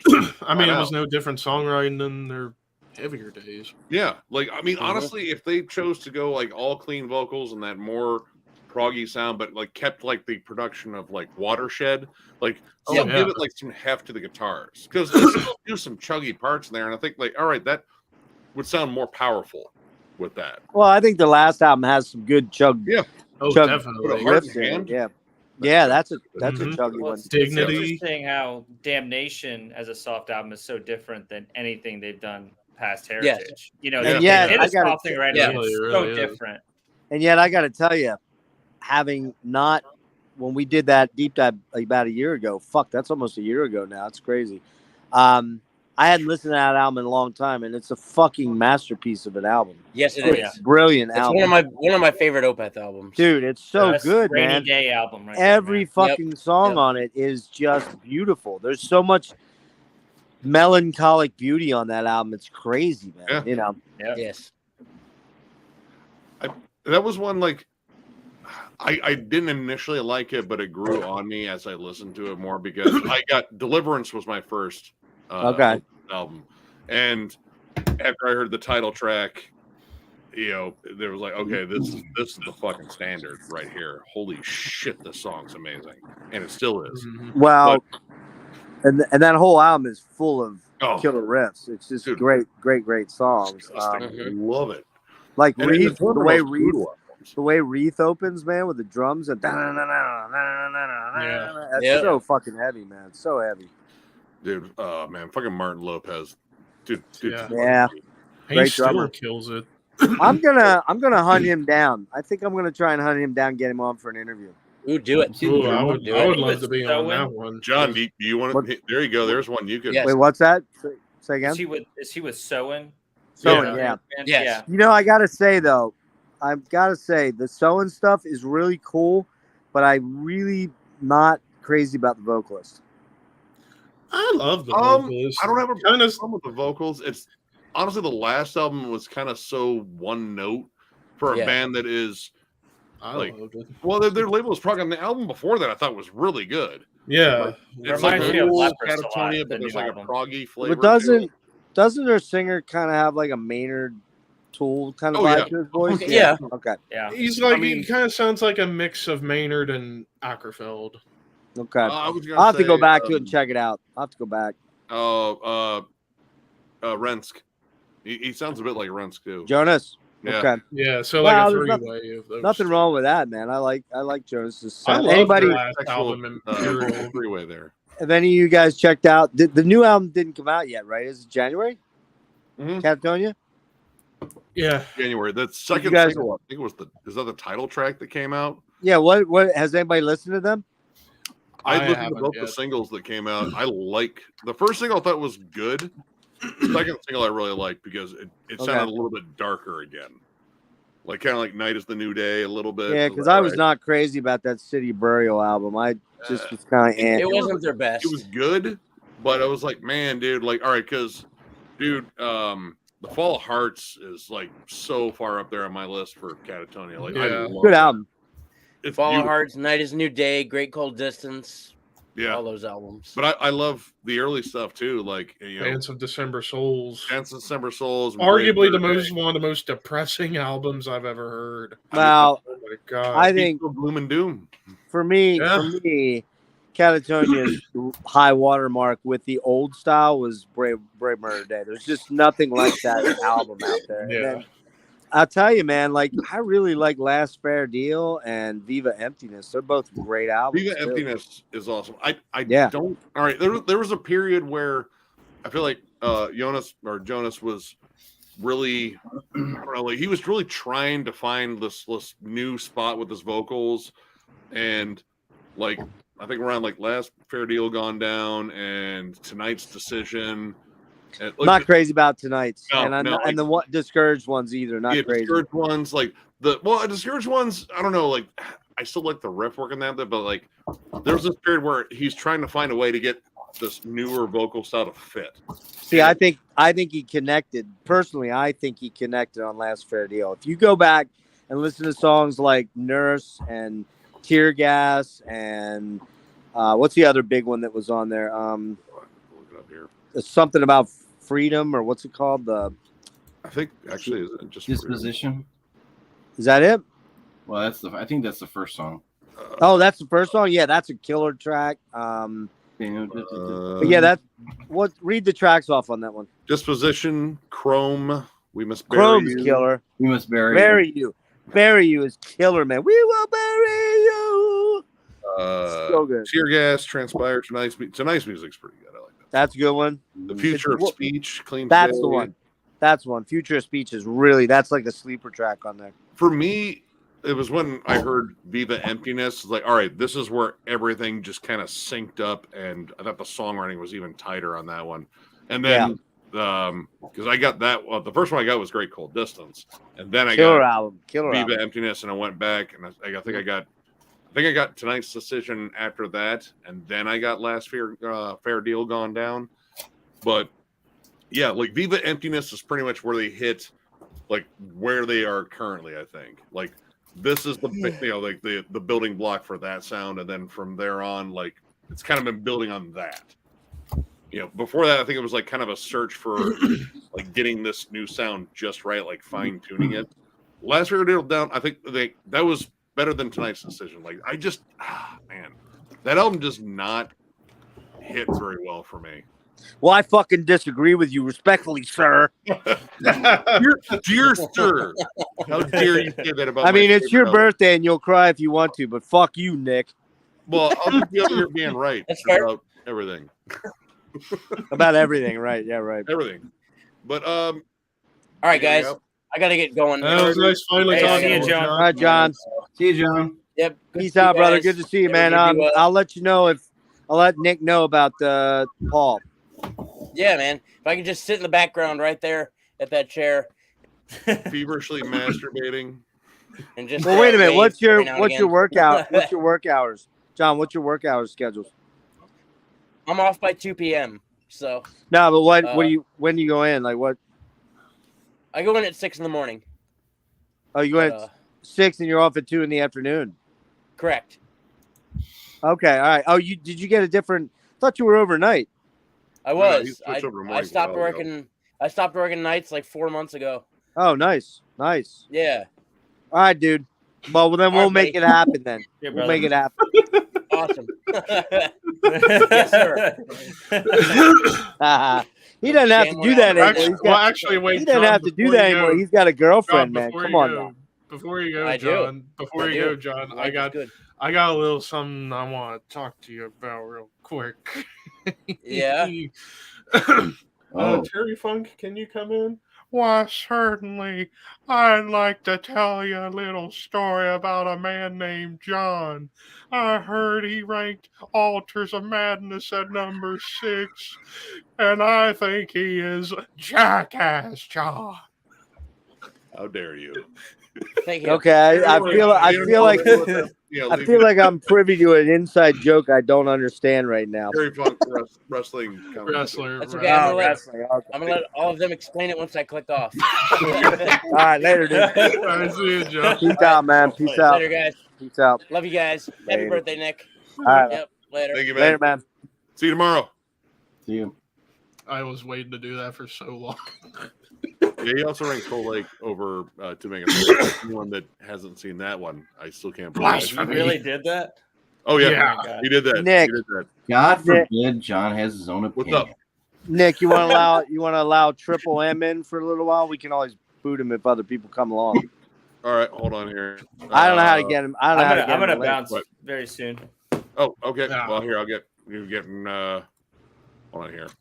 Yeah, I don't know how to get. I don't know how to get a hold of him. So I'm just gonna get Ryan, and then I'll have him send it to Mike. yeah, I think Logan's at his parents'. I think so. He said he might try to pop in a little later, and then of course, Devin and Nick are not Nick. Devin and Dennis are out west. So it's what time is it right now? Like 10:30. Yeah. So yeah, it's only like 7:30 for them. So they may or may not appear. You know what I haven't talked to in a while is Chuck. You want me to see if Chuck's Yeah, dude, hit available? up Chuck, man. Chuck. Yeah, dude. I've been. Yeah, I miss Chuck. Too. Been a while. Let me see what he's doing. I'll be back. All right, hold on. I'm gonna. Sorry I've been ignoring questions, everyone. A lot of conversation going on. That's a good topic. Man, dude, this Lot of last good. one I went to with Undeath, 200 stab wounds, Oh, phobophilic, and enforced, That lineup, dude. Oh my god, nuts. that It's a was night right after insane. Merciful Fate for me, so I had to skip it. But man, I'm jealous. I only went to one show, and that was Megadeth. All last year? Oop, Yeah. wait, nope. There you are. Are you in Columbus area? No, I live in South Central Ohio. I went to Cincinnati, which is like 2.5 hours away. Oh, gotcha. What's up, Ryan? Ryan, long time Hey, no what's up? see. Is Yeah, Cincinnati Levi, the it's been a closest while. city? I mean, that's one of my current favorites, but yeah, MDF. I guess I don't know, call Oh, that a yeah. festival. That's a good one. Oh But, shit! Who let him in here? I don't know. Someone Good to see bet you that again, Jeff. Might What's up, have- buddy? What's going on, man? It was Not Lee. much. Lee did it. I heard you got a new audio setup. Sounds a lot better. Yeah. Yep, laptop. Attaboy. Attaboy. Oh, That's good very God. clear. Attaboy. Better than You this. finally Better than did this crap. Better than this crap. There you go. And you got Yeah, the that guns. was, And you got the guns blazing too. God damn it! No, sleeveless jacket. Look at you, stud muffin. Dude, I don't, man. I think Miller went to go. I think he's gonna go see that. Like, I think he got tickets Same for like here. $89. I was like, dude, it's nosebleed seat, Damn. Ford Field, Wow. Where's it at? Is that the, Ford Field in Detroit. is that Lions. the 2-day Lions price? Stadium. Because I'm trying to figure out what the price is for 1 day. I think he just got 1 day, and I mean, I think Oh, it's so whatever. it's More 89? than Oh, likely wow, it's wow, whatever day that Pantera's doing it, because Yeah, I they're don't know if they're usually on the the Friday. open. That's the Friday show, I believe. Yeah, I'd rather it was go my to that. first show, and I did not pay that much to see them, and I'm good. I'm good. Yep. It's Still, fine. Yeah. You Still know, a better option than the Sunday one. Ugh. I mean, you know, hell, I hell, I- if I could make a trip Good. to Detroit, I would go to that shit. Fine. I hate to pull the old man card here, but I'm gonna, of course, like I always do. And I saw Metallica back when they were in kindergarten. no, now let's not be hyperbolic, sir. Okay. I saw Metallica open for I've Ozzy never saw Metallica. on the Master of Puppets I tour. haven't either. So that's going back to what, 86, So, right? 86. yeah, Were I do any want of to you tell guys Levi born then? one thing. Mike, hold on. Just still finish that. Yeah, Mike, Hold you're on, yakking. Shush. Shush, or Oh, we're this gonna album right shush here, you. man. I'm just asking, who was alive in '86? Nick, you were, right? I did. Ryan, you were. Why aren't Nope. there so many people No, I raising was- their hands? That's it. That's it. Wow. And I was just not quite legal. I was just not quite legal. Just getting intimate. Close though. What's that? Barely legal metal. I said band. just gonna get intimate. No, it's not gonna get in. It's a good way to start a story, though. No. Oh yeah. I get you. I meant legal to drink, my friend.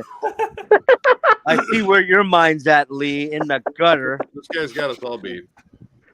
Hey, fetuses, no shit. Wow. Dude, that's a fan. Right? That's a fan right there. I'm not even on that level. Well, fuck you. I saw them when they were zygotes. So there's that. They're all in fetuses. I saw all their dad's balls once. I was actually there when James' dad, the best part of him was dripping down. No, forget it. Never mind. I better stop right there. I was holding the camera and the boom mic. Oh God, I don't want. Betamax back then. Yeah, I'm not gonna lie to you. If somebody came up to me and gave me tickets to go see Metallica and Pantera, I'd probably decline them.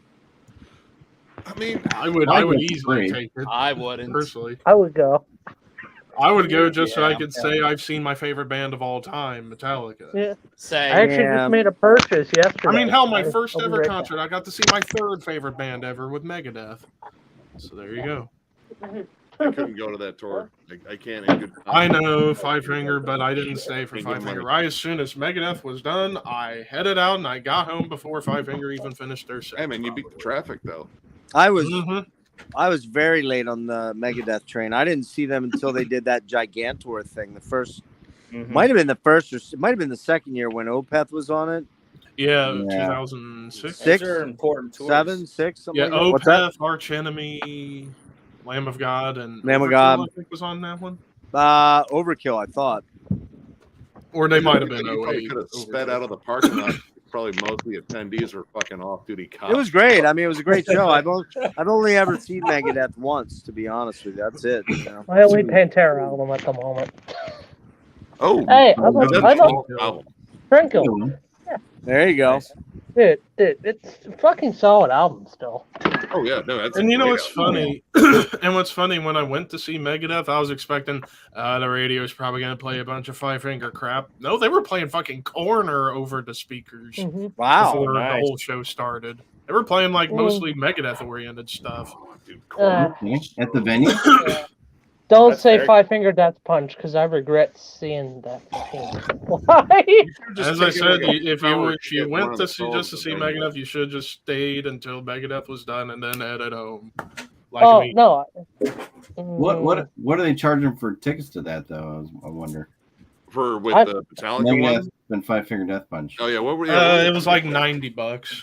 For Yeah, us, I it was definitely- for But us. the It was first like two bands, but the $60. first two bands that played Fire of the Gods, they were solid. The Who, Mhm. HU, they were entertaining was as hell, great. and I loved it. Great. Yeah. Yeah.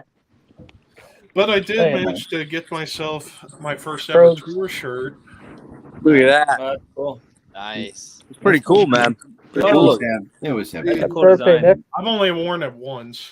I've got. See, all right. Nick. Fucked up thing. I don't want to ruin this for you, Levi. Is it looks like they printed a different color over the tour shirt they had for when I saw them last. Lamb of God and Trivium and Hatebreed, because it's literally the same picture of Vic in the fucking jet fighter cockpit, Mm. except with a Yeah. different color scheme. I think. Mhm. They had They're another bastards. design. They had another design. I can't remember what it was, but Was it was it a like tank? just white. Now I want to It ask you might a have been the question. tank design. I want to ask Levi a question. How much was that shirt? Over 50. It's gotta be 50, right? 60. 30. No, 30? Did you buy it out of like a So. truck on the way Nice. out? Yeah, I was gonna Or- say where. No, I you bought got- it before the show started. Oh, But you okay. got it Yeah, in the you venue. got it I in the got I venue. got in the venue Yeah. like an hour before show. And what was the venue? What was the venue called? Riverbend Music Center. It's an outdoor thing. Dude, I think you're misremembering. That thing had to have been more than 30. Yeah, because They- I 30, It might that's have been pretty more, I reasonable. they were charging like 45 Yeah, that's least what I for thought. t-shirts. But I did get this as well as a Megadeth back patch that I'm gonna get put on my vest soon. Nice. That's cool. Now, my point in asking that was, it's been a while. I haven't been to a concert since 19 because of my health, but I know the bigger venue shows, the bigger bands. They're playing the let's say the outdoor sheds or the 3,000 to 5,000, which is probably what Megadeth was playing. I'm assuming maybe 8,000, somewhere in that range. I know It's not that big of a place, but I know that they're pushing fucking t-shirts up to 50 because when I went to see Maiden back on the what was the last album, not the most recent one, Book of Oh, Souls. Book of Souls, Book of Souls. the fucking t-shirts were 50 goddamn dollars at the Core States Bank. Yeah, $50. And that's 15, right? That's 2015, I think, right? Yeah, I mean at the club show I went to for That's Undeath fucking- and Stab Wounds, Yeah. t-shirts were 30. Yeah. I was gonna say 25 or 30. There, yeah, right. Yeah, I think when I saw that Cannibal Corpse a couple weeks ago, 35. Yep. Wow. That's their shirt. So that just shows what they're doing. And you realize that I've had shirts made before when I did the Porcupine Tree thing. And when you buy shirts in bulk like that and then do the screen printing on them, it runs anywhere. This is 2005, so this is quite a long time ago. But it was about $3 a shirt. It's about 6 now. Yeah, I was gonna say it's And probably then there's 6. the Live Nation merch cut. I bet that's Yeah, part of the it merch too. cap. Dude, that's the shit That's right gotta be there. That's crazy. fucking infuriating, man. Well, that's maybe Levi's venue might not be Live Nation. Maybe. They But a still lot have of them to are. pay Most of them for are it. now. Yeah, Yeah. most of them, unfortunately. Well, I mean, That's the only thing I can think why it should be $30. They're a fucking monopoly, man. And that's Yeah. they should all be broken. Live Nation should be broken up. Oh yeah, the Legally. Megadeth set was great. What's that? Oh no, I was just reading the comments. Alex, how was Megadeth? Oh, when I saw them live, I They thought were my Megadeth awesome. fun. They played Yeah. fucking Soldier on live. I got to see Yes, Dirk do they his did. last beat live. I saw Dirk do 2 blast beats. I mean, I've I'm seen Solo work jealous. with them, so. So yeah. But And the fact they and- closed with Holy Wars, I was like, just Yeah. play I want to hear him play Holy Wars, and they did, and then they killed it. Is that the first I time saw- you've seen them, I Levi? saw Holy Wars. That was my first ever like real show. Like I've Oh, been yeah. to Yeah. festivals locally, but Nice. nothing Nice. major. Yeah. That's a good one. Yeah, right. Hey, Ryan, you got any- But now I got the Sorry. itch to go to another show. Before Lee leaves, because I know it's really way past his bedtime right now. I work corporate 9 to 5, dude. More like an 8:30 to 6. Oh, Me, I work 24/7. So come on now, man. yeah, But doing all I work part time. I had a Fans can be very lucrative. Let's just say that. Yeah. yes, they can. But Brian, I've had another effect on someone. I got Lee to drop $30 the other day. Oh, And- on. Tell him what you got. Show him what you got. The other one too. Yeah. Yeah, the other one. Oxygene's. No, it's coming in the mail tomorrow. Oh, I he didn't got- get that yet. He got oxygen, dude. What's I that? got one? Aphrodite's Child. Aphrodite. 666 Oh, It's Aphrodite. sorry. Aphrodite's Mhm. Child 666. And it's That's a weird one, Brian. That's a weird one we'll have to talk about. Is it electronic? 1971. No, it's not. It's fucking. How would you even explain that? Psychedelic prog. It's kind of cinematic, almost Mhm. like a play unfolding on but it's very, very proggy Yeah. and very psychedelic and very 60s sounding at times, but also killer jams on, like killer guitar solos. Nice. Yeah. Great. The song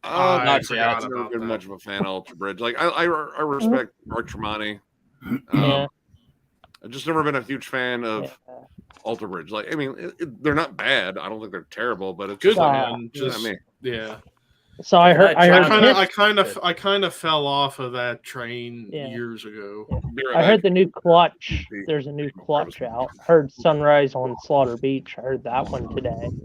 Honestly, okay. out of the ones that coming up soon that is confirmed, aside from Metallica, I'm looking forward to the new Hell Ripper in February. Oh, yeah. That single they Oh. dropped, Knuckleave, that is such a ripper Yeah. of a song. Well, Just fucking I'm Metallica looking- and Judas Priest worship all over. Yeah.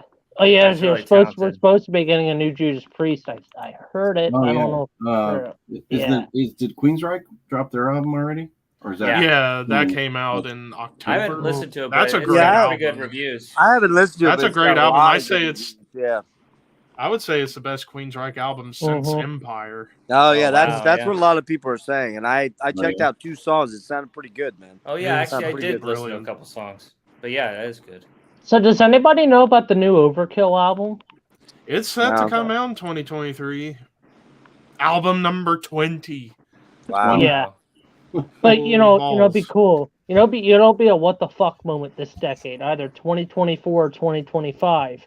Out of nowhere, new Shadows Fall album with Jason Bittner on drums. And Oh yeah, they I would kind love of to yeah. hear that. they got so Yeah. many guys spread out into That's a band that's popular overdue. bands. It'd be tough for Yeah. them to go back. And then another album make no coming out in money. February I can't wait for is Insomnium. Yeah. That's gonna be Another great. album I'm looking forward to. New Uriah Heep Is album. that the coming one? out. Who the hell's Also. touring with? Who's touring with Insomnia? That's just coming up. Enslaved. Enslaved. That's it. Yeah, yeah. I'm I gonna think look it up. Enslaved and Borknagar, I think. They're touring, No, it's touring the Insomnium. U.S. Maybe Insomnium Insomnium. and maybe Uwada? No. No, Uada's on the Rotting Christ thing. There's Oh, someone else. Maybe, I think it's. maybe I it's thought Black it was- Anvil. Yeah, they're co-headlining with Enslaved. I thought it was just Insomnium and Enslaved. Is there a third band? It might be Black Anvil. Maybe you're right. I don't know. Anyway. I didn't take notice. Look. So Ryan, how are you doing, man? Oh, I've been okay. I've just been keeping myself busy. Yeah. You got your 2022 list. Yeah. Well, I Yeah. already finished it. Oh, you already finished I already it? did a live stream video for it already. Mean Metal I Mike, forgot he's about way that. the fuck ahead of you, man. Come on, bro. Come on, Mike. I'm well ahead of you. Hey, I'm old as fuck. No, I'm just joking. Yeah, Hey, you're not as old yeah, as you're you old as think. fuck. Yeah, dude, I've got underwear in my drawer that's older than you, bro. It's hanging on by a thread. I but- probably, It's red. I probably listen, I know Mike. that Listen pair. up, listen Oh, up, yeah. Mike. I'm pretty damn sure I probably have sperm in my balls that's older than you. Jesus. We won't get into why. We won't get into why that is. I Yeah, don't you wanna know let this it in my you let it head. all fly every which way but loose. Yeah, Hey, no, Jeff. I'm gonna dip out. Yeah. See you guys. okay. Take care. Yeah. Lee. Yeah, it's been a minute. Hey Brian. Lee, good to see you, brother. I'll be Brian and I and Rick and Kellen are meeting I think Tuesday night, so we'll hash everything out, and I should have everything out to everybody either by this Friday or probably I'm gonna say probably early next week with all the interviews I got going on. So I'm pumped. all right, Appreciate it. Yeah. See you you got guys. plenty of time. You got plenty of time. Oh, yeah, there's the new Anthrax. Forgot about that. It's about Yeah. time for a new Anthrax. Yeah. Yeah. Oh yeah, Helix. 7 Yeah, years. new dying fetus. That single they dropped like a month or so ago was great. But I gotta tell you, I am still not used to seeing John Gallagher with long hair and a beard. Yeah. After Oh, so many yeah, years, I you remember, just see yeah, him with see the that. goatee and Oh bald. yeah, I saw that. Yeah. I saw But he that looks one like time. he already looked like someone you didn't want to mess with in the first place, but now you definitely don't want to mess with John. Yeah, I was like, wait, what? He It's got like, hair? is that What? really the same guy? What? Is that really John Yeah. Gallagher? Oh, is that really Nick? Is that the same guy, or that just might be a stranger? I don't know. Lee Bale? Yeah, leave it. Hey Mike, Bale. what did you just say, Mike? Oh no, I just said, hey, a stranger just walked in here. No, I what had to, word? like, What take word the did you world's just say? longest piss and then go outside and have a smoke, and it is so fucking cold outside. Yeah, Dude, it's Mike. like 20 degrees. oh Hey, yeah. I gotta have a teaching moment here, man. Mike, did you just say tranny? No, no, I don't I think didn't hear no. that. Oh, I No. thought you said tranny. It looks I like a didn't hear tranny. No, Jeff, what are you thinking about that? No, I could have swore I heard you say tranny. I was gonna say that's not a cool thing to That, say. that one. That No, one. no. Jeff, Okay. you Alright. have the same thing as me, where I hear things that I think someone said, but they actually didn't. That's So, right. I Yeah. feel you on You that. at No, least I got just some wanted to under- make sure. I was got just good gonna say hearing, at that's least. just something we don't want to say on live stream. We don't- Anyway, Nick, I got a good one for you. Thrash or trash? The Bleeding or Cowboys from Hell? Oh, what? You gotta pick one. Bleeding, Cannibal Corpse, Cowboys from Hell from I'm taking Pantera. Cowboys. I mean, Cowboys. Cowboys. Bleeding. Cowboys had a bigger impact on me as a kid. Like Mm. that's still a Yeah. huge album for me. So You're making me I mean, choose between my favorite Pantera and my favorite Cannibal Corpse. I wouldn't say Bleeding is my favorite Cannibal Corpse. It would be Oh, the harder. Bleeding is my favorite. It would be also. harder for me if Mike went with Tomb of the Mutilated. That would be much more harder. That's not that hard. I mean, Yeah, even then, that's both are going to be like But total yeah, I opposite. was watching this Contest. today. I was watching this today. My Oh, Beavis boy. and Butthead complete series. Julio. Hey, Beavis, you want to see me fuck this lady? dude, there's a video from the Bleeding on there, dude. Yeah. Starting to Oh, be yeah, that's Guaranteed. right. Oh yeah, I know. yeah, I was. Yeah, it looks like pom poms at pep rallies. Mike. Hey, Mike. Yo, I need PT for my butthole. I am the great Con Julio. I need TV for my bung Julio. Are you threatening my? I need What's up, man? TV for my pee-pee. what's up, Billy Bishop? We're at like multiple beers right now, so I'm pretty loose. Just drinking my Troganator, taking it nice and slow. I haven't had a Troganator in a while, dude. I've only had one They made beer. a pretty solid box there for a while. Mhm. I almost got what's the is it New Amsterdam that does like the flat tire? Is that no New Belgium. New Belgium? Yeah, they had. Oh wait, no, it was Leinenkugel. They actually had a box beer Actually, that was out in a 12-pack, and I couldn't find out what the ABV in it because like mostly box beers are generally like pretty high. Actually- ABV. yeah, So, my I was like, man, all right, I want to make sure I'm able to pace myself because Mhm. last time I drank on fucking live stream, I started off with the fucking 10% fucking. Oh my god, it was so good though. It was a stout, but it was like a toffee and like chocolate and vanilla fucking stout. It was absolutely amazing. Ooh. I think But yes, it was a Goose Island special batch or something like that. It was so but yeah. it so fucked me up quick. my uncle was over. He brought me a bunch of beer as his Christmas present for me. So I just have a hashtag. So I have 2 troves that, and then I have a pumpkin trove. Wait a minute, Mike. Are you legal? I thought you were only 19. I'm 27. What do you think? You're off So by younger than me, damn You're it. off- Oops. yeah. Sorry, definitely younger than off by a me. skosh. It's a Midwestern measurement. It's not metric. But yeah, pumpkin. I'm not much of a pumpkin buy. I mean, I've never had pumpkin beer, so that's Pumpkin worth a beers- try. I think like when it became Season. like everyone started Lancaster doing Brewing. Lancaster Brewing. It's another That's pumpkin from down. ale. That's from down right where I Mhm. live, Lancaster Brewing Company. Yeah. And then, of course, gotta have the Rona. you know. Oh, the good Rona. The good Rona. The good Rona. Not the bad one. Not the bad one. And this is African beer. Because my uncle's a businessman, so he travels. So this is African beer. Kona Brewing. Longboard Flatland Lager. No, that's not. I don't think that's African. I have had that. That's from California. I think. Oh, Yeah, I no. was gonna say, I don't think that's right. You can get the longboard stuff. Yeah. No, And then I got Belgian. Belgian ale, New Belgium triple Belgian style ale. I love my Dutch Danish beer. You know, Heineken's good shit. Belgians good are pretty fucking like. Is that does it say like if it's a triple or a double or? It triple. Oh, that Triple. one's way boozy. Triple IPA. Yeah. No, triple a Belgian triple. Oh, okay. Ale. I mean, that's still going to be like EL. Yeah. That only means 10% or more if they're doing it right. Sweet Jesus. Like I think the first Belgian I ever had was This is made in Colorado. Fort Collins. This is made in Colorado. Fort Collins, Colorado. Yeah. Belgian. Oh, hey, Nick, you want me to check see what Jimmy's up to? Yeah, dude. Come on. Yeah, but y'all were saying about the Devin be doing all the Devin Townsend stuff.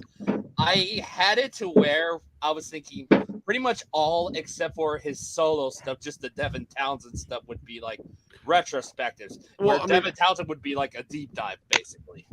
I mean, if you're gonna do that, I would say like, all right, if you're gonna section out like Devin Townsend solo stuff, that's a huge chunk.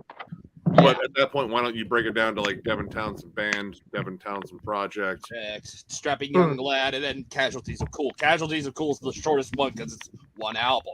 Well, I think he's working on a second one. Yeah, but then you have Devin Townsend band has 2. Then what was it? Strapping has 5, and then it's Leprosy. And then there was it's Leprosy. What's is Ocean Machine like its own separate thing? No, I think that's lumped in with Devin Townsend. Anthrax is going to be in my area with Black Label Society at Bethlehem, PA. I love seeing Black Label Society. February 4th, 2022. They're going to be touring with Black Label Society. 2022? That's already happened then. 2023. That's the alcohol, not me. I saw Black Label Society at Ozfest before, and they're good. I just remember like a huge fan of the music. Like, I like their stuff. I like Zach because he's at least his back then he was Instagram's smashing beer cans in his forehead and just ripping fucking leads. It was like, dude, he's on stage with like a leather jacket and a kilt. It's like. It's awesome. His Instagram sucks cock. His Instagram's funny as fuck. Limp Bizkit still sucks cock. Yeah. Do you guys watch his Instagram when he does the crazy shit on there that he does? I've seen a few like he's doing. Hilarious. Yeah, I've seen some of it. Yeah, pretty hilarious. What was the song like he's saying to his kids, or like something like toxic diarrhea or something like that? Fucking fucking Joe used to sing that back. It was toxic diarrhea. It's a combination of poop and pee. No, God. We're getting. It's number 3. Yeah. January 13th. We're getting Omen X. I just have a list. I'm just looking up 2023 stuff. And New Uriah Heep, January 27th. Chaos in Color. Yeah, it's probably their 9 millionth album. Yeah. Yeah. Steve Vai, like a couple years ago. Mm-hmm.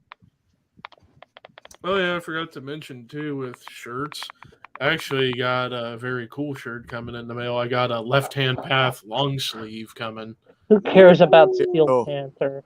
Steel Panther's funny. I like those. Yeah, they're funny. Not for the music, but for the jokes. Like it's a parody of everything I make fun of about glam metal.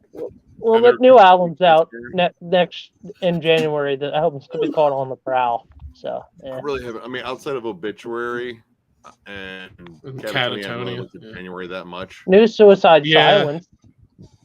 I just haven't seen them in ages. I'll begrudgingly review them because I'm going to plan on reviewing certain albums that pique my interest. Oh, speaking of that era of Suicide Silence, there's only one album I do like. That's The Black Crown. That's it.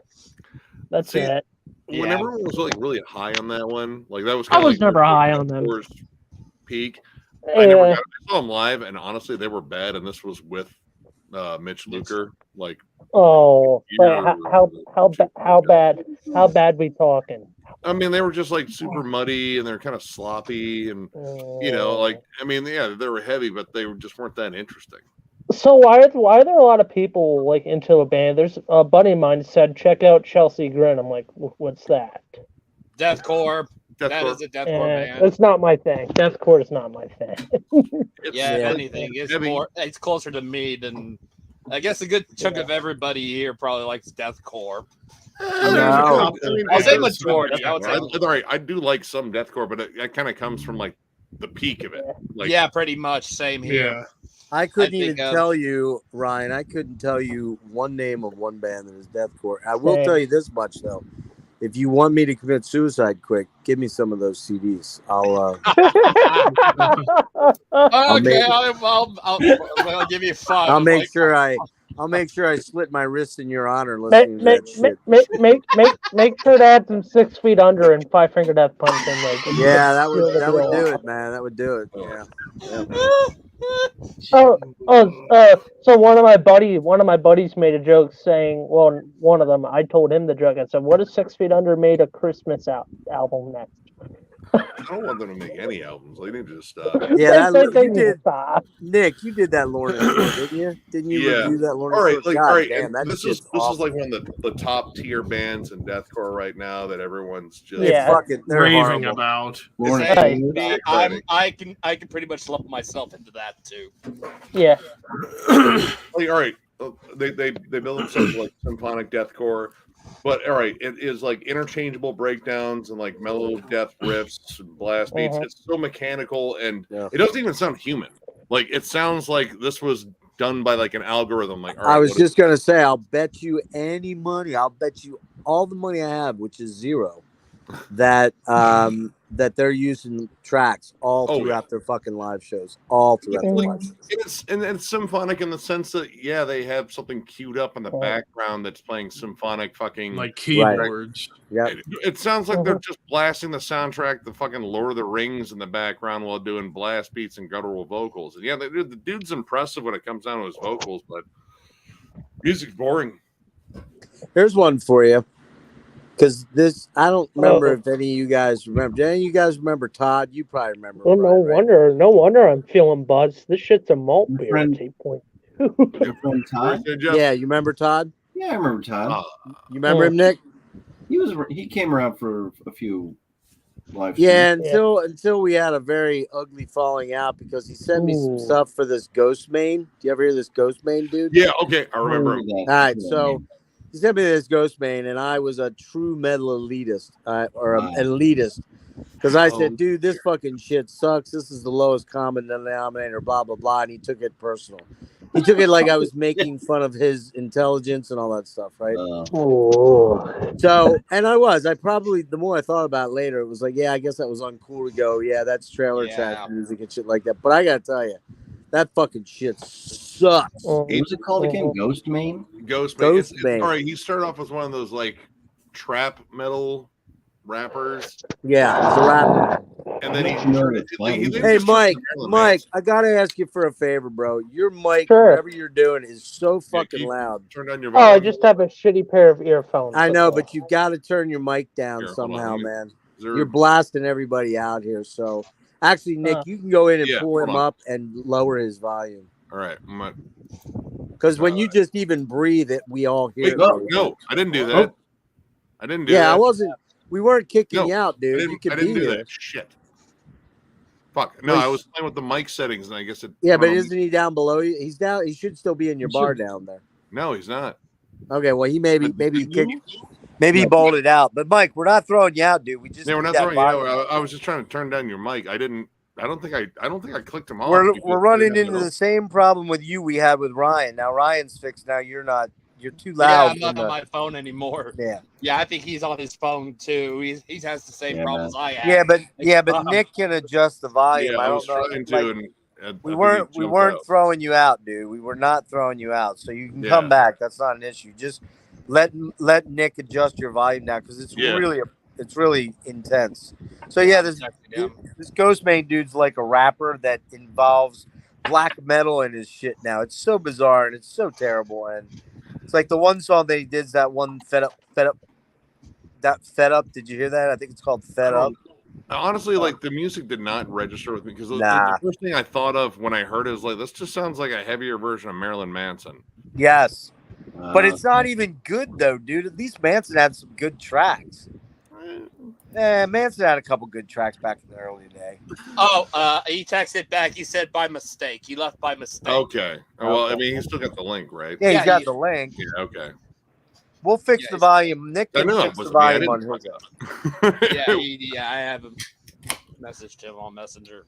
Yeah, Brian, check out Ghost Main. I think it's called Fed Up. It's just so annoying, man. Yeah, I mean, well, it just seems like something like yeah, this is what the kids like. Period. That's what it is. Yeah, it's the kid thing. There we go. Yeah, no, my bad. I hit the wrong button. So Yeah, let Nick adjust the volume to about medium or something like that because it's very when we can all hear you breathing. That's probably not the way to go. Okay. Just not that I want you to stop breathing. I mean, that's up to you, of course. Don't stop breathing. No. Is that good? That's better. That's better. Just imagine some metal band comes out with a debut album. It's just a bunch of weird breathing noises and growls. And that's probably coming soon. I was going to say that's like I can think of that. That's like every known raw black metal album. Yeah, exactly. The instruments are so muffled. Angry Norwegian man screams into a bucket. Ooh, that sounds pretty good. Yeah, listen to you, Ryan. That was pretty good. That sounded better than every Burzum album. Yeah. Very good point. Yeah. Fred Durst is in the news for saying something stupid. No, really? Why are we hearing that crap? How's that possible? Did he read it? Did he say his lyrics out loud? Because actually, he did. I did it all for the Nookie. All right, hang on a sec. I got a question. Mine. What? It's Necrotic Nick. So I got a question that I think I know the answer to. Who here owns or owned a fuck? I forget their damn name. What's Durst band's name? Limp Bizkit. Limp Bizkit album. I know you. Come on, Nick. Put your fucking hand up. You know you did. I got more than one. I thought one, so. I'm scot free. I don't own one. All right, Brian.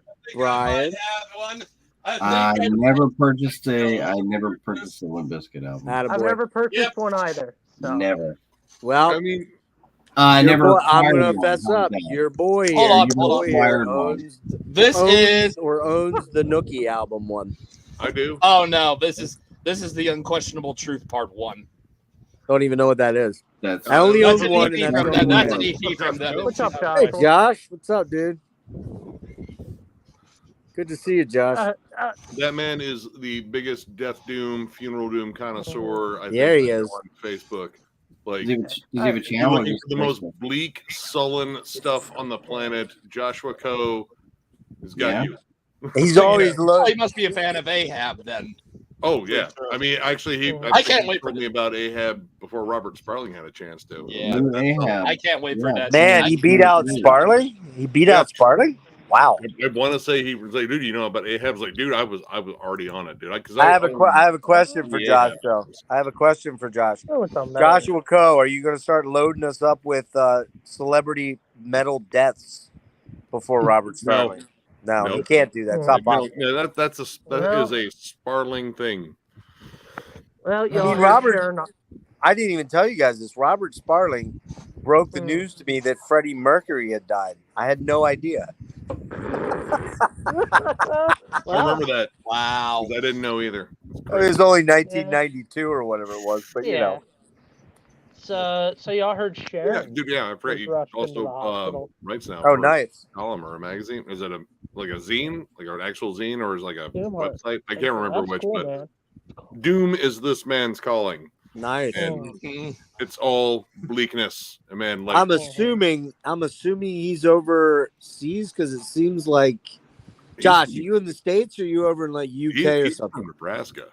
Oh, he's from Nebraska. Okay, wow. Which, I mean, it's bleak there. It's bleak for sure. It's bleak. Different kind of bleak. US YouTube bleak. channel or just Facebook? I believe he's just on Facebook. Yeah, Yeah, he's been one of our early. earliest followers. But we'll have to have him on. We'll have to get him on a stream. Okay. He is a Doom connoisseur. Oh my god! Awesome. Good to Christ, know. Nick, fucking A, man. Jesus Christ, what do you eat, man? A little gassy there. That sounded like that came from all the way down at your big toe. Actually, no, that was like only about here.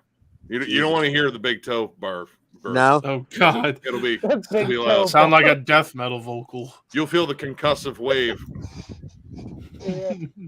So I'm reading an article that Charlie Also Benante is amazing album, really or loving. band. Charlie Yeah, Benante Vulcan's is really amazing. loving the. Yeah, I couldn't pick any better drummer. I mean, okay, yeah, Vinnie Paul's the drummer, but this is what I don't get. There's some fans out there that are just bashing the Pantera thing all to hell. I'm like, it's just a celebration. That's all Well, it is. I think the fact that they have an issue with them using the name Pantera, like they could have called it Cowboys from Hell. Yeah. But I mean, I feel like they still have enough claim to the name because they have two of the. Well, I was just gonna say, Two man, of the four classic Yeah. members. they have two members, and Yeah. the reality of it is that they were as vested in it as Dimebag and Vinny. They were a 4-way partnership, and Mhm. and they are saying it's a tribute to. Now, if they suddenly start to talk about recording stuff, No, I'm not for that. Nah, Then I'm you'll gonna see a step out. shitstorm. You'll see a shitstorm then. Yeah. I don't But know no, that they have that right. Yeah, You 'cause I couldn't think pick the, anybody better, to be On honest. I think Facebook. Vinny and Dime's shares are, with Yeah. their estates or their girlfriends or whatever. They said they were okay with it. I mean, yeah, but the tour, but not the, Yeah, an album. Yeah. But I mean, continuing on like, with that. I remember this shit happened with Alice in Chains really harsh, man. And everybody was like, what do you do? You can't call it without Lane. It's like Jerry wrote all that music, or 98% of it. And Jerry was 1/2 of the vocal sound. Yep. And Sean and Jerry are both OGs. Sean was there from the beginning. Mhm. Mike's pretty damn close to being an OG. He's been there for other than Flies. 93. Head. Mm-hmm. So yeah, I think they have every right to do it. And Yeah. frankly, I've seen them a bunch of times. Aspect! What's up, dude? Hey, what's up, Aries? Is your dad asleep? Tell Miller to come on, man. Yeah. Also shout out to what's our other guy, Ryan? Ben, The guy. Not Ben. The other one. Yeah, I think Ben's probably working tonight, right? Yeah, Ben's he working, is. yeah. He's got a new schedule. Yeah. Yeah. The band guy. You know who I mean? Snaggletooth. King of Swords? God. Snaggletooth. You know who Oh, I'm talking Xavier. about. Xavier. Yeah. I finally bought. I'm thinking about buying a CD. One of the CDs. Yeah, he was describing it was like very early Sepultura, like like the Bestial Devastation, Morbid Visions. I guess that he wants to go for that very early, like almost like proto death metal, death thrash sound. And also Josh has a cool band. Also, Yeah, more to said. Actually, all right. yeah, he got a brand new logo and everything, and guess what? It looks fucking cool. I'm honestly, I can't wait for his next piece because, I mean, he apparently listens to a lot of the same stuff that I was listening to when I was in my 20s. Like, we're both big Chimera fans, which debating about going to that Chimera reunion show in Cleveland. Nice. I can't pick. It's picking which night though, because one night well, there's integrity I hate to and break your support. news, Nick, but this just popped up. Article just popped up on Chimera just now. Oh. Well, yeah, one night is Integrity opening up, which long-time Integrity fan, and then the other night is Ringworm. Chimera. Ooh. Chimera. Yeah, I know. Ringworm's fucking still sick. They're actually their last album was fucking. Oh amazing. fuck yes. Pretty scathing Fuck stuff. yes. So the article says Chimera has no plans for a new record or more reunion shows after 2020. Well, no, this is just a reunion because are they from 2003 was the Impossibility of Reason. Yeah. That was honestly a landmark album because I don't think like if that one didn't take off, Roadrunner probably would have ditched them right there. Yeah. Which they did a couple albums later anyway. But yeah, like Impossible Reason was a pretty big success for them. Were they on? Did they get on a big label for that? It was like they were on Roadrunner. They got signed to Roadrunner. Roadrunner. First time they put out was Passed Out of Existence, and it was they were in that weird kind of period between like, all right, new metal was dying out, metalcore was becoming the new thing, and they were kind of sitting somewhere between because they still had like a kind of DJ, but he was mostly like keyboardist and sample guy, right? But they still had like, you know, the down tune metal, you know, like, you know, kind of new metal riffs every now and then, but they also had like the big chuggy breakdowns, big like groovy stuff. So they pretty much just shifted away from metalcore and just wrote like a super fucking heavy album with Impossibility of Reason, and like, I don't know, they just became like this pretty big band for a while. Yeah, I forget what song. There's a what's this? Pure Hatred. Yeah. Oh, that's not the. I'm thinking of a different album. Oh, Pass Out of Existence. Yeah. Oh, Dead Inside. I think was a single. Dead Inside. I think that's. Split. Painting the White to Gray. Be right back, guys. All right. All right, Jeff. No problem. Oh yeah, I forgot to mention too that I've been thinking about getting in contact with somebody for an interview on my show at some point, and that's John McEntee from Incantation. That'd be cool. I've seen him do a lot of YouTube stuff. I bet he'd be down for that. Oh yeah. Yeah, he's pretty accessible. Yeah. Dude, he's like super fucking super like, nice dude. Like, dude, like again, like I'm always thrown off anytime I hear him talk versus like, you know, he's got like those sick fucking vocals like, hey man, how's it going? It's like, yeah, it's like Chuck. Okay. It's like Chuck. Yeah, he's like one of those chill type dudes. It's like you when you see him and hear him talk, you don't think that they're capable of doing that kind of vocal. And it's like you hear Chuck talk like this, and then suddenly, and it's like, oh, shit. The weirdest guy ever for that, and I mean the weirdest guy ever is Chris Reifert, man. Yep. Because his speaking voice is like so California surfer, not surfer dude, but he's much higher pitched in his talking voice. Then he goes like, but yeah, when he gets down to like business, dude, he has like some of the most dramatic vocals. Yeah, it's awesome. It's a performance. It really fucking yep. is. Performance art. Yeah, he's awesome, man. He's fucking awesome. That's a guy that I'm gonna. That's a guy that I'm gonna go. I'm gonna look to get him on. Oh, what dude. y'all think? Worst album art cover from this year. From this year, I don't know. Like in terms of this year, like I saw a lot of like honestly, like I don't see a lot of bad album art here lately. I mean the only one I could say that was quote unquote bad, but it wasn't bad. It was just lazy. Dark Throne Astral Fortress. Yeah. Yeah. Well, all right. I kind of like it just for being. They're kind of trolling people anyway with their shift in music. Anyways, like we're gonna write whatever the fuck we want. Yeah, it's our band. Yeah. I was gonna say Abath, Dread Reaver. Like that's pretty cool. I actually did like that cover. It's pretty cool. I wouldn't say it's the best thing in the world, but it's pretty cool. Did any of you guys make any new purchases recently? Well, no.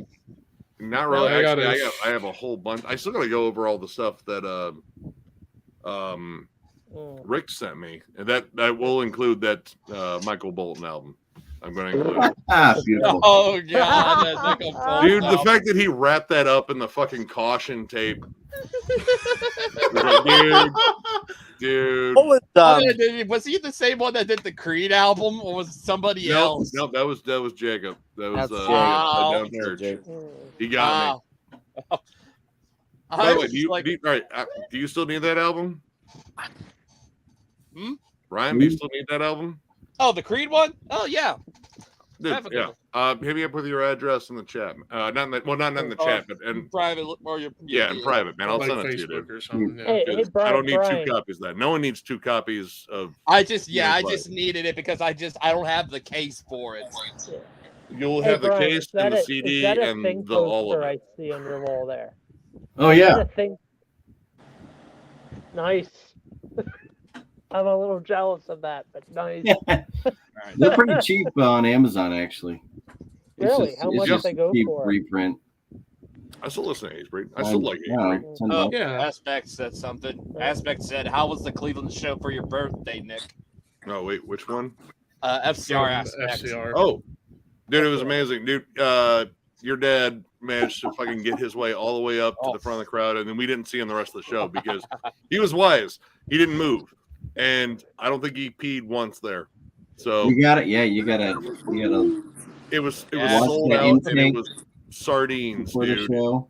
Yeah, Like I got close with everybody. Yeah. Was it sold out, jam packed? Oh god, dude! And everyone like as soon as the man's like, you guys can keep moving up. Like, is there fucking room? No.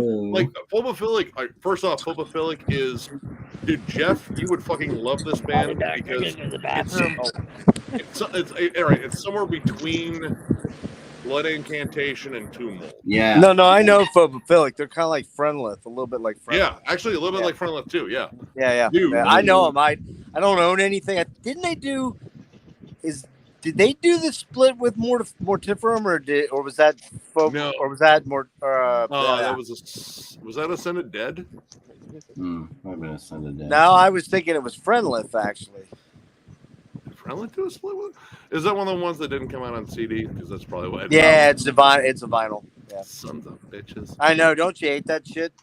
Dude, you and I, every CD time, guys, this is a sweet fucking split. Oh.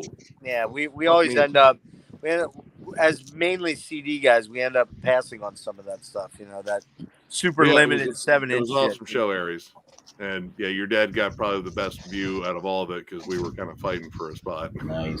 Yeah. But Enforced. Yeah, dude, Phobophilic, if you get was it Enveloping Absurdity? Dude, Jeff, I think you would love it, dude. The guitar work, their riff work is so goddamn. Is that the new one? Is that the new one? Yeah, that came out this year. Yeah, it's got a little bit of a.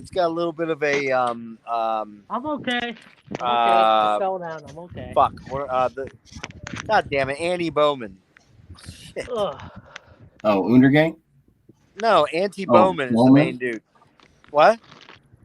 Andy Bowman? Nespith. Come on, man. Demolich? Yeah, Demolich. It's got a Demolich vibe. Yeah, to it, doesn't it? yeah. The riff work. Yeah.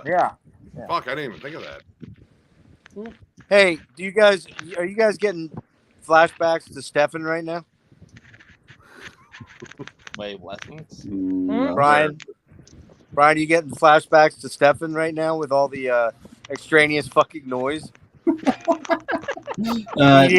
No one's eaten tortilla chips yet. Yeah, well, no, but Mike was starting to. That's what I'm talking about. Oh, we're literally hearing everything that he's doing. Well, he's thank you, man. That's funny. Well, it's a school night, so I gotta wrap up. Has anybody heard from Stefan at all? Have you heard from him, Brian? No. No, I haven't. No, haven't seen him on post anything on Instagram. I haven't talked to him in months, man. I mean, I know he got a job allegedly, but I don't know. Good, busy. Yeah. All right, dude. Good seeing you, bro. Yeah. Hey, Nick. Have a great night. Happy good birthday. hanging out, man. Good to see you, everybody. Levi, Ryan, Mike. Later, dudes. See you, Brian. Good seeing you again, Brian. See you. See you, bro. But yeah, as far as like recent stuff that I got since Mike asks, so I got these two yesterday. I got Annihilator, Never Neverland. Nice. That's a good album. And Rotting Christ, Thy Mighty Contract. Another good I got album. that reissue. Actually, I think it's probably the same one. Is that who did that reissue? Fuck. This one, Raven Music. Well, when is Raven Music? No, I don't know. I got to reissue that. It's amazing album. Yeah, I need to get more Rotting Christ. Particularly, I need to get the last two because I really love the last two. I actually can't wait to hear a new album from them if they get one out in 2023. Well, I mean, they're going out on the road. So, I mean, I figure if they're going out on the road, they're looking to either promote something that they're working on now or that's like a makeup date for shit they couldn't do during COVID. Right. Hey, Nick. Yo. I don't know if you saw it. Logan dropped a happy birthday and oh shit, cheers So I don't know if he's going to be able to make it in. Maybe he can't make it. Well, I mean, hopefully, Logan, thank you again. That's awesome. If you can make it, dude, you are more than fucking welcome, dude. Oh, Did you get any word on Dennis? So He Ryan, said he I was found at your a favorite snack. Mike. Chill, bro. Oh, sorry. Oh, Yeah, chill a sec. He is at a Christmas party, so it would be. Keep in mind, he's 3 hours behind, not 2. So right now, what is it? It's 11:30. It's only what 8:30, right out there. Yeah. So I would think it'd be another hour before he'd pop in. So thank you. Yeah, you get a lot of birthday greetings, man. Later, Chris. Yeah, There's a couple questions in there. I don't know if you want to rip I've through there. been trying to keep up with conversation here. Yeah, it's a lot of Right.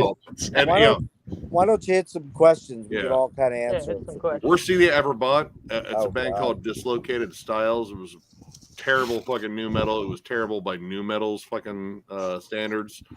Like it's that bad.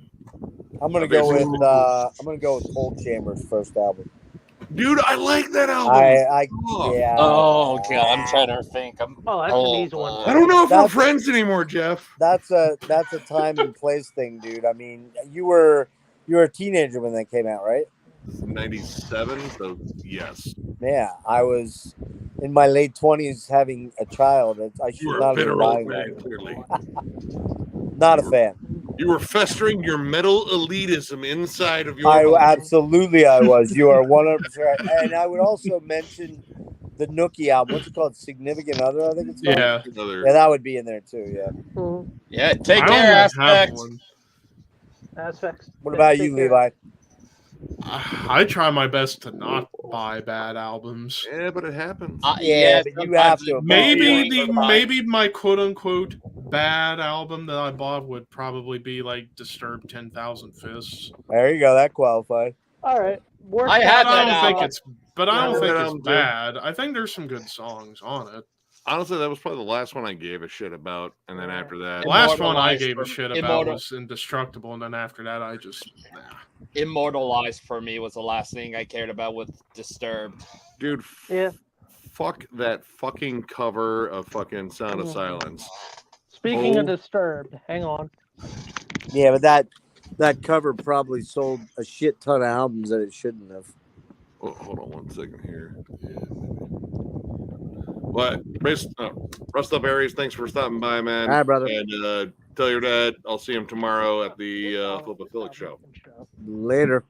Yeah, tell your dad I said hi. That's Same that's here. He's Miller's, one of my older- he's one of my yeah, Aspect say hi one to of my Josh for gaming me friends. too. Aspect's one of my gaming friends from Xbox. Yeah, he told me about that. I was like, yeah, I think I game with someone you know, Ryan. Yeah, me. Yeah, I do some racing on racing streams on the side. Nice. Oh fuck. I want to, apart from Nick, I know Nick knows about this album, but I'm curious to know if Mike or Ryan or even Jeff knows. Ulcerate Everything is Fire. Nah, I've never heard of them. Oh, Ryan, That's the you one have got to check it out.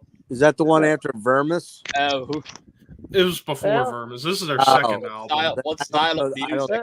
Which one? It's I only have.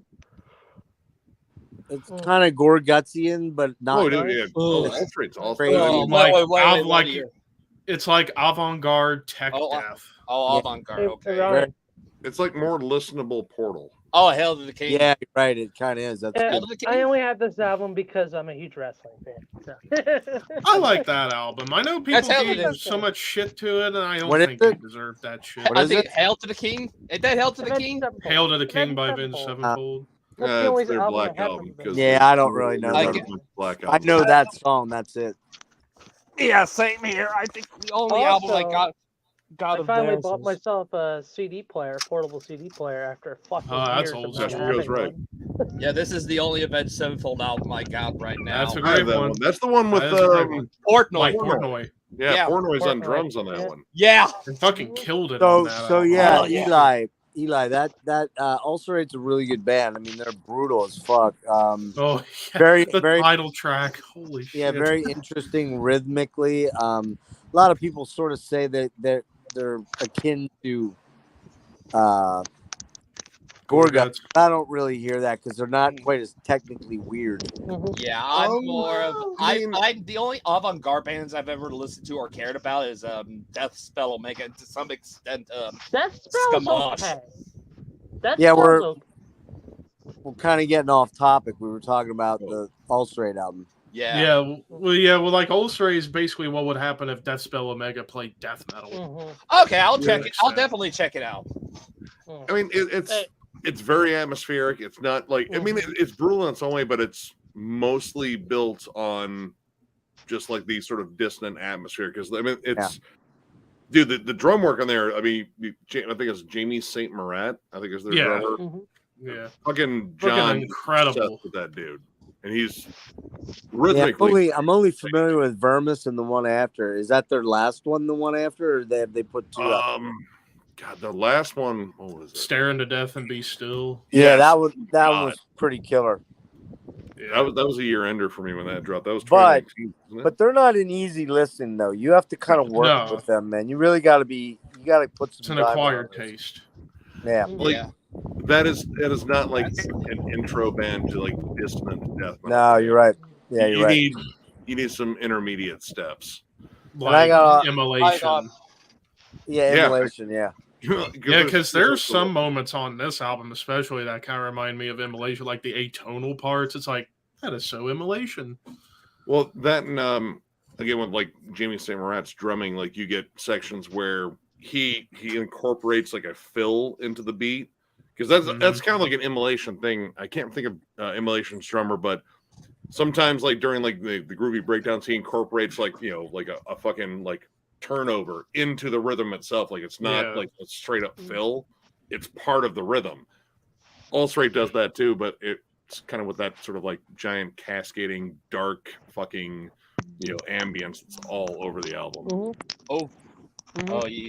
He's on audio. Yeah, he's on audio. Okay. Yeah, just put my phone on the charger, so But yeah, like I've been digging a ton of Ulcerate. I mean, hell, I just got their whole discography recently.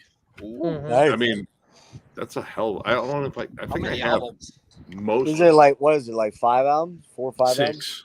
Six. Oh wow, that's not bad. That's not a lot. And they're from New Zealand. New Zealand. Yep. Oh wow, another. Oh wow. Have you ever heard of Ulsect? I don't know if they're around anymore, but they do have. I know they have at least one album that's very similar. No, that doesn't ring a bell. I'll definitely be checking if you like out Ulcerate. If you like Ulcerate, you'd probably like Ulsect. Okay. Really different members. I think they're from Australia, like continental Australia, not the whole conglomerate of Cool. What's the bill for Denver Fest, Nick? Who's playing? Oh yeah. I don't know. Well, it's going to be announced New Year's. Can't tell you. I can't tell you, and also I don't know the complete lineup. I only know some bands. I know that there's been at least 2 recent additions, courtesy of other bands telling us like, "Hey, this band's interested," and another band actually getting a hold of us. But it seems like it's shaping up. Like I said, I've let John and Miller kind of take the the reins on this one, and it's their thing pretty much. I mean, having to adjust to different things. Like we changed venues because the first venue was charging a fucking massive merch fee, and that's not fucking cool. So I believe this new one isn't, which that's good. New Year's Day, I believe they're going to announce the lineup. Yeah. And I definitely want to check that out. I think it won't be like for each day, I imagine, because I imagine that'll be set up a little bit later because it is a 3-day fest, but they'll at least tell you what bands they have confirmed at that point, and then after that, if there are more bands added, there'll be updates. What will be your, if you were booking any metal festival? This is for all of y'all, including myself. You can pick 3 bands, 3 openers, and 3 headliners. So 6 bands. So what's the venue, festival, and what bands are playing? Wait, do the bands have to currently be around? No, it could be any band. All right, Death is one of my headliners. Yeah. I would agree. Oh man. And 3 headliners and 3 openers. Entombed. And we're talking about just death metal? Any metal. Oh well, all right. I'm not backing off those two. I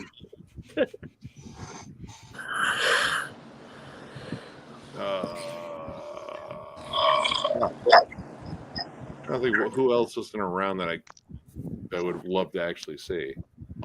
Venom? Well, Venom's technically around.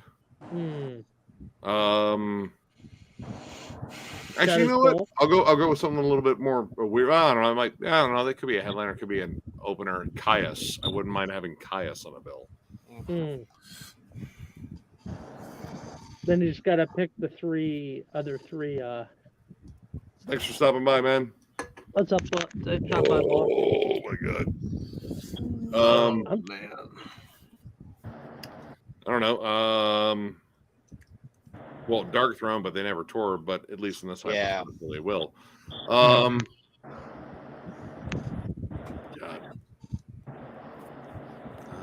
Demolich. That would be entertaining. Oh wait, actually, yeah, Demolich and Faith No More. Faith No More is my other headliner. Oh, all right. Oh man, for me, 3 headliners. All right, Metallica. Go for it. I gotta pee, and I'm gonna grab another smoke. Sorry, this happens when I drink. Go after frequent peeing and frequent smoking. Yeah. For me, 3 headliners: Metallica, Mastodon, and Death. And then for 3 openers, Hell Ripper, Borknagar, and Broken Hope. Ryan? I'll also say Metallica, but I would also have Iron Maiden and Tool. Those are my headliners. And then 3 support. Ooh, that's difficult. I would want to see. I forgot who said Dark Throne. Was it you or Nick. no? It was Nick. I would love to see them do in its entirety the Underground Resistance, because that's approaching its 10-year anniversary. That is a great album. So that's one. Shoot. Wait, is there any? I would want Opeth on there. Is there any albums that would be celebrating an anniversary for 2023? Watershed will be 15 years. Damnation 20 years. Yeah, Damnation probably, and then and My Arms Rehearsed 25 years. Oh yeah, dude. No, let's just do Damnation's the one where it's all clean, right? The whole their first prog rock. Prog metal, pretty much. But yeah, that one. That's probably the only one I'll give a damn about. And then finally, shoot, guys, I'll be back in a couple minutes. All right, Nick. Or Jeff. Jesus, I'm better. Brain fart. Shoot. Who? Actually, I might throw in an underground one for this one. Okay. An Abstract Illusion. Oh yes, that new album is so great. Oh, so great! I pretty much got. All right. Here's mine. I got all their albums pretty much. The openers, the headliners. Metallica, Judas Priest, Shadows Fall. Ooh, interesting. The openers.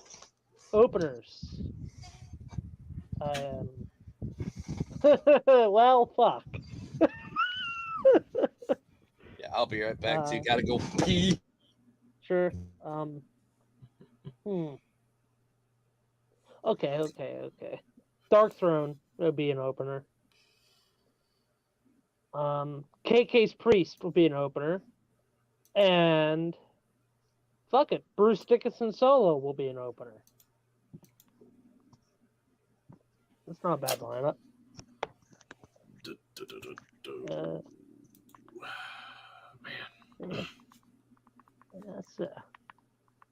That's the channel been gone.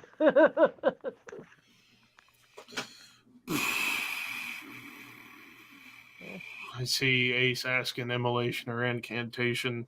Damn it, Ace. Why? I by a hair, I go immolation. By a little hair. I'm going incantation. Just so you can be different than me? How dare you?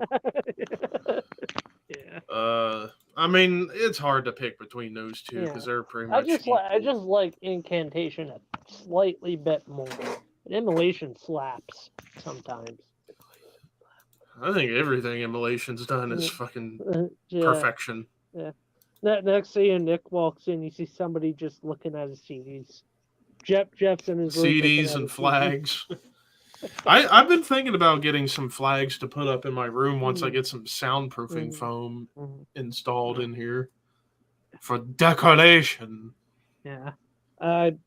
You might be jealous of me, Levi. This is a little off topic, but I have a buddy of mine that works in the indie circuit. College buddy of mine. He works, I think, one of the indie circuits in Philadelphia, PA. He's thinking about going to WrestleMania in Philadelphia. So he texted me and he texted a bunch of buddies. So I might be going to my first ever WrestleMania. Well, I already beat you to it almost 9 years ago. I have, you've already beat me because I haven't been to one either. Yeah. And I was lucky to have gone to one. Yeah. And I happened to go to the WrestleMania where the streak ended and Brian got his. Oh, that's still a good. Oh wow, that's. Did Jeff bow out? Yeah. No, he said he'll be. He said he'll be back. He'll be back. Yeah. But Nick, I think if I remember my answers to Mike's question about 3 headliners, 3 openers. For my 3 headliners, Metallica, Mastodon, Death. And then 3 openers, Borknagar, Broken Hope, Hellripper. Yeah. I had mentioned Metallica, Iron Maiden, Tool as the headliners, and then I'd have Dark Throne supporting, playing the Underground Resistance in their entirety, Opeth playing Damnation in their entirety, and an Abstract Illusion. Ooh, hold on here. I like this answer. All right. Honestly, dude, those could all be on my list as well, dude. All right, Helmet. If they're playing all of Meantime, like that'd be the bulk of their set. I need to get that CD. Oh, dude, it is so fucking good. And Quicksand, dude, I love like all their shit. And Snapcase is one of the most just I don't know, like underappreciated hardcore bands. I think they're absolutely fucking amazing. They should not have broken up, but anyway. And mine was Nick. Mine was Metallica, of course. Judas Priest, Shadows Fall. Then I had Dark Throne, KK's Priest, and Bruce Dickinson solo. Ooh, I did not hear that. That's wow. Still have yet to really dive into the solo stuff from Bruce Dickinson, but that was a good stuff. I prefer. I feel like if you have Iron Blade Maiden, I don't know if you necessarily need no solo. I don't know. It feels like overkill, especially like I don't know. Like you want to give fucking Bruce's vocal cords a rest. I mean, have you heard Nico My Brain? Nico, when he was in the Pat Travis band, Nico was doing some good drumming for Pat Travis before he joined Iron Maiden. I did not hear that. I am eventually going to pick up that album. Yeah, talking about this, Joshua. That is exactly what he's talking about. And I heard one track, and for some odd reason, it just kind of flew on the radar for me. I also got there first too. Shout out to Carl for the full length. Yeah, these were almost out. Carl had some. I asked them if they had some, and they sent one to me. So long as I paid for Illuminate the Path. Yeah. That new album, I guess, everyone has been gushing about. I mean, I heard it's good. Mm-hmm. Have you heard? Yeah, have you heard Abstract Illusion, Jeff? Oh, what's up, Jeff? No. Dude, apparently everyone's raving that this sounds so much like the glory years of Opeth. What's the name of the band? An An abstract abstract illusion. illusion. All right, everybody's talking at once. An abstract illusion. Okay. Where are they from? Sweden. Sweden, yeah. Oh. Out on Willow Tip. Yep. Yeah. Oh, well, that makes sense. Their label debut, pretty much. Okay. Yeah, it has like a lot of like old school Opeth in there, but even a little bit of like the melodic atmosphere of like a Swallow the Sun a little bit. That's cool. I love Swallow Sun. Yeah. Swallow Sun's really good. I got to see them open up for. Was it I think it was Amorphous years ago. Yeah. Who's that? Swallow? Yeah, Swallow the Sun. I saw them with Catatonia and Fire Orphan King, that's Land. not fair. Oh, nice. Fire King, that's not fair. Holy. Oh my god, what? Bloodbath, Cannibal Corpse, Death, Deicide, Edge of Sanity, Immolation, Jumper, Cowboy. Leveling. He's going all out on that. For a festival. That's a goddamn festival right there. Festival. Okay, what can we not death. do? Okay, we can't do death. We can do death for all, basically, or that one band. That Well, no, this is Die, Living hypothetical. You can do Monstrosity. death. Yeah, then who else you can't do? Well, wait, so we That's gotta pretty much pick the only three? one. Oh, that's not fair. Well, Edge of Yeah, Sanity. he couldn't pick. He couldn't pick. He couldn't decide. So he just I like can't fuck pick it. 3 out of those. God damn it. This one would be probably easy for me. I would say Job. Outsider. Mm. Their second album. I really like that one. I like the first one more. The first one's good. Mm. I thought it was kind of missing something in production, and I know that was intended to be an Immortal album. Death Fest, but with a time machine. But dude, Outsider I thought was absolutely fantastic, and then that last one came out, and it was like, what the fuck happened? Oh yeah, doesn't France have that festival? Hellfest. Hellfest, yeah. Hellfest. God Yeah, damn that's it. something I I was- want to go to. I was mentioning that in like the Metal Bastards chat of like, why don't we have something like that? That would be really. I mean, that's a pretty expensive fest to put on. Yeah, it is. It's absolutely massive. I know. 179 What's up, Josh? bands, was it? or That's a something like that? lot. Hey, what's up, Josh? Josh! Cheers. Oh, what's up, Josh? Thank you, man. Yeah. Yeah, I followed both Misery Index and Skeletal Remains, and they posted all the pictures of their sets and everything at Hellfest, and like, dude, it was insane. Like, fucking Misery Index were hanging out with fucking your boy Jordy from fucking Killing Joke. Oh, I was nice. like, dude, Where was that? Yeah. that was when they were in Hellfest. It was like after their set, Oh. they I put posted the shirt pictures. on. Like, dude, look who we got to fucking hang out with. You know where Jordy lives? He lives in Detroit. Detroit. Yeah. Yeah, Ooh. He did. I think he still Um, lives there. Did you see? Talk about fucking. Oh, okay, fine. Wow, Nice. right, Nice guys, victory shirt. Alright. easy. What's up? Sorry. Did you see the headliners for Hellfest? Wait, have they already announced them this year? I saw Bloodbath, maybe. Yeah, they did. And get this shit. This is crazy, dude. Iron Maiden is the one night, right? The one, I think it's like a Thursday night. And Yeah. man, Mike, what are you doing with your fucking microphone, dude? I'm not doing anything. I'm just Well, sitting there. Is it only me that's hearing all that noise, or I'm what? hearing a fair amount of I noise. hear a Are little you messing with something? In your Yeah, if hand you're right messing now? around with something and moving, dude, it picks up everything you're doing. Yeah. Sorry. I'm So just maybe what eating you a should bag. do is mute yourself, and then when you want to talk, and then remute yourself, because we're getting a lot of noise, dude. Sorry, I was just eating a bag of Slim Jims. Now that might be it. Why don't you that's mute definitely while it. that? Yeah. Oh, I Um, set them down. It's all good. No, Iron Maiden is the headliner one night, Mm. and get this shit. Yeah. Porcupine Tree is Yeah, my right God. below them, dude. That's Mm. insane to me, Yeah, I Because got their last tour went really well. And Ah, I guess, dude. didn't the they- sales in the last They album were get really playing. well, They played to 15,000 people in Santiago, Chile. Oh, Ace That's Cannon crazy. back. Now, here's the craziest part of that. When I first saw them, The second gig I saw them, the first time I saw them, oh no, the first time I saw them was in '99 when they opened for Gong. There was maybe about 60 people in the audience, and most of those people were there to see Gong. They weren't there for PT. Serge and I were the weirdo Porcupine Tree fans. You know, it was just bizarre. And now they're playing to 15, 20,000 people. That just blows my mind. I can't even wrap my head around it.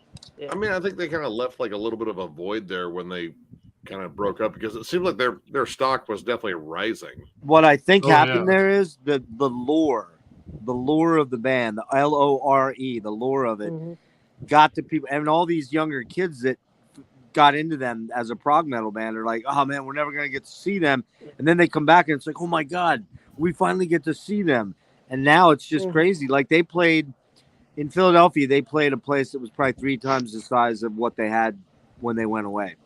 You know, it's crazy. Wow. I think maybe. I was gonna say I think maybe like the popularity, at least before the breakup, really started with In Absentia, and then it just kept rising. Well, yeah, they're gradually, no little doubt. by little. Yeah. Well, In Absentia, you get like diehards, like like you, Jeff, like you, right? And if anyone asked you about Porcupine Tree, it's not going to be a short conversation, is it? Yeah. No. Well, I mean, I can tell you one thing. Yeah. And I know this for a fact. Even with the new incarnation of the band, I saw them 53 times during their heyday. Nobody in America saw them that many. Only one guy I knew saw them more, and that was Simon over in the UK because he saw their very first gig, and he was friends with Steven and all that shit. So it was crazy, man. But now, who knows? You know, people might pass me up pretty quickly now. He's switching shirts like crazy. Actually, yeah, dude, right here. Actually, that's pretty accurate. When the Refused reunited, like before that, when they broke up, like they kind of broke up like on a tour where no one was showing up and everything like that. And, they just played it out and fucking that was it. Yeah. And then did some side projects, and then they get back together, and all of a sudden they're like this big band again. Like actually, probably bigger than they ever were. Ace Cannon in the chat dropped us something for a band to choose between if you scroll up. Yeah, I mean, I saw it. Obituary. Obituary or well, actually, Carcass. Carcass. I love Carcass. I love Hard Work too much. Yeah, probably. I love Surgical Steel too much. I was about to say Obituary, but then I realized Carcass. But then again, if you were to tell me Surgical Steel or Cause of Death, I'd probably go Cause of Death. Yeah. I mean, Surgical Steel or Cause of Death, I'd probably go Cause of Death, but Surgical Steel. But Hard Work against Cause of Death, that would be different. Hard work for me in a heartbeat. Who doesn't love Meshuggah, Isaiah? Who doesn't? Apparently Levi. I mean, I don't hate Meshuggah. I just find them to be substantially overrated. Yeah, I'm gonna say. I mean, all right. They got great music, no doubt, but there's a ton of gent bands, but they all kind of, that's the band they fucking they were dick riding. There's some that stand out. I think Periphery is one of those that stands out. They got that broad stuff. They need to fire yeah, but Spencer's vocals need to stop being terrible. Get what I'm saying? You get what I'm saying there, Nick? Yep. You get what I'm saying? Are you picking up what I'm putting down? I'm smelling what you're selling. but it's like with Periphery, I would like Periphery if they got a better vocalist. Yeah, I'm not. Yeah. My kid loves Periphery, loves Periphery, and I just haven't gotten it, man. I just don't get it. Well, all right. Well, how old is your kid? Same age as Mike, 27. Okay, all right. So they were probably, maybe they got into like sort of that, that emo metalcore sort of sound because the vocals drive me nuts. No, no, he didn't. I think he was really into like prog because of me, but he got into that genty thing. And I gotta say, I will be completely honest. The only gent band I really give two shits about is Meshuggah, and I'm kind of winging on them too. And And technically, gent's not a genre. It's just kind of I mean, a no, guitar it's tone. the style. Guitar tone. No, we know, but Yeah, that's right, but there are yeah. bands that are. I know, Mike, but there are bands that they play that style all the Yeah, time. they Yeah. So that's Periphery's what I'm one of talking them. about. Those bands, and I would say Yeah. Periphery's kind of like that. Only they do a They lot are. more. Yeah, they do more proggy stuff and Right, actual right. proggy stuff. Right. Yeah. But I just never got it. And you're right. I don't like the vocalist. So Ace Cannon has another one for us in the chat. Hold on. What did he one say? He second says, here. We got some other "Oh comments. God, is that what I think it is?"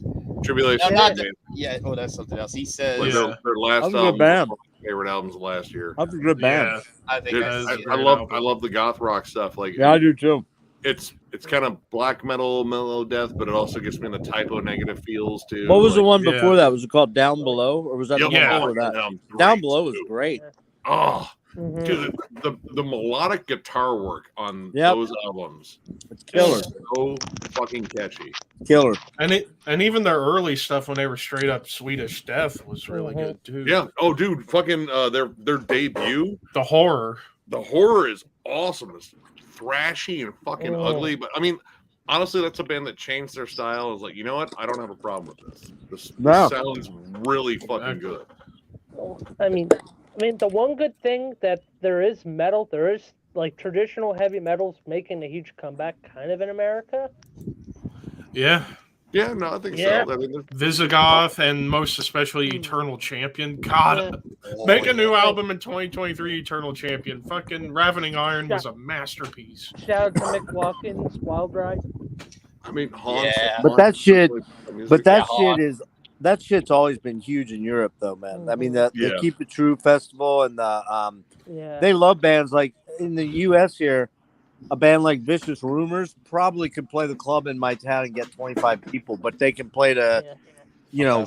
2,500 at a festival or something like that. Yeah. They played a club in my town and got kicked out of the venue because they treated the sound guy like shit. Oh, you told me that. That's right. Yeah. I Isaiah don't know if Page. those videos are still on Facebook or YouTube anymore, but yeah, dude, they got kicked the fuck out. I still need to get that shit.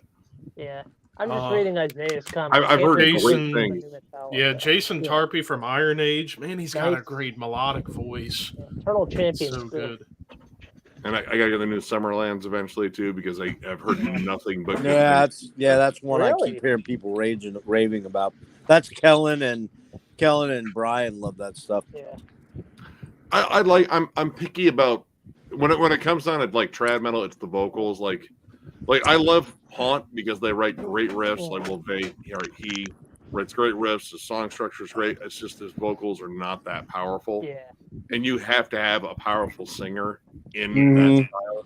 Yeah. If you have one that sounds like they're not committed to it, RC Joshua. like we grew up on an age of Rob Halford's and fucking Bruce Dickinson's, people that Yep. project and fucking sing and it sounds Mhm. powerful.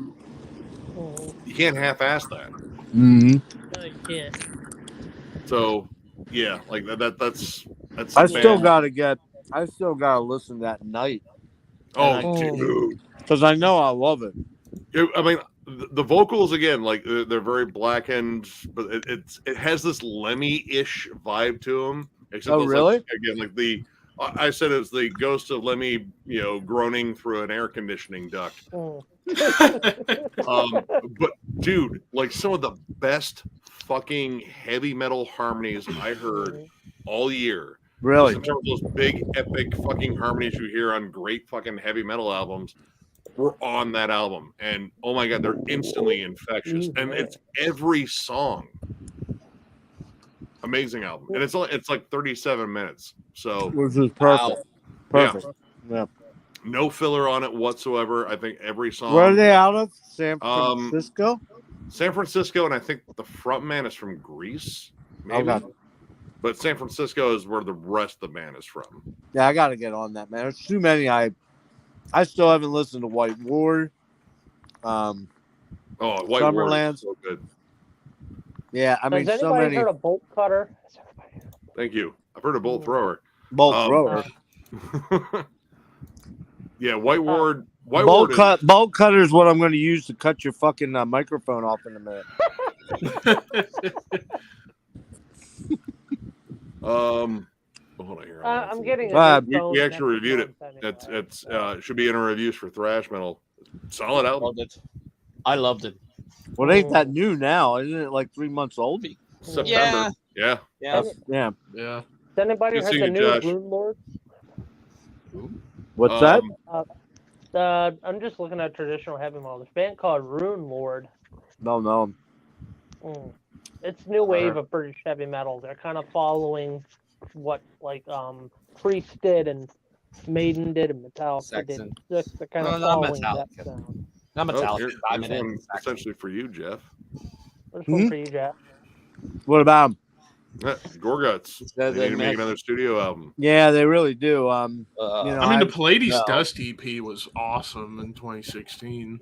I need to go back and revisit that one because initially I didn't like it that much. I love Colored good. Sands. It's good. I don't think it's as good as Colored Sands, but we did that deep dive on them, and I sent it to Luke, and I thought I was going to hear back because somebody in their Facebook group was like, "Oh yeah, Luke saw that," and then it just didn't go anywhere. So I have to pursue that a little bit, see if I can get him on. Nick, I need to pursue the first two Gorguts albums. Yeah. Nick, am I seeing stuff? Is that a pogo stick behind you on your desk, Nick, or am I seeing shit? No, it's Masters of the Universe, the Havoc staff. Or yeah. Yeah, this was my birthday gift from my sister and my brother-in-law. Oh, nice. Yeah, this thing's fucking great. I love it. I can't wait to put it together. Unless it's really hard to put together. Can't believe I called it a pogo stick. Good lord, I should be sent.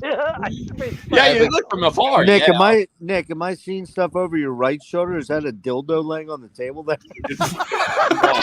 Well, I mean, right, Jeff, we know the rules here. Anything's a dildo if you're brave enough. Are you trying to test your bravery? Well, you know, we'll keep that private to ourselves. Ryan almost fell out of his chair. Gotta laugh. I mean, it's true. Yeah. Thank you, Yammers. It is true. And thank you to everyone that's wished me happy birthday on here. If I didn't get to you, sorry, like lost in idle conversation. I mean, it's kind of what live streams are all about here. Yeah. man. What's up, Yammers?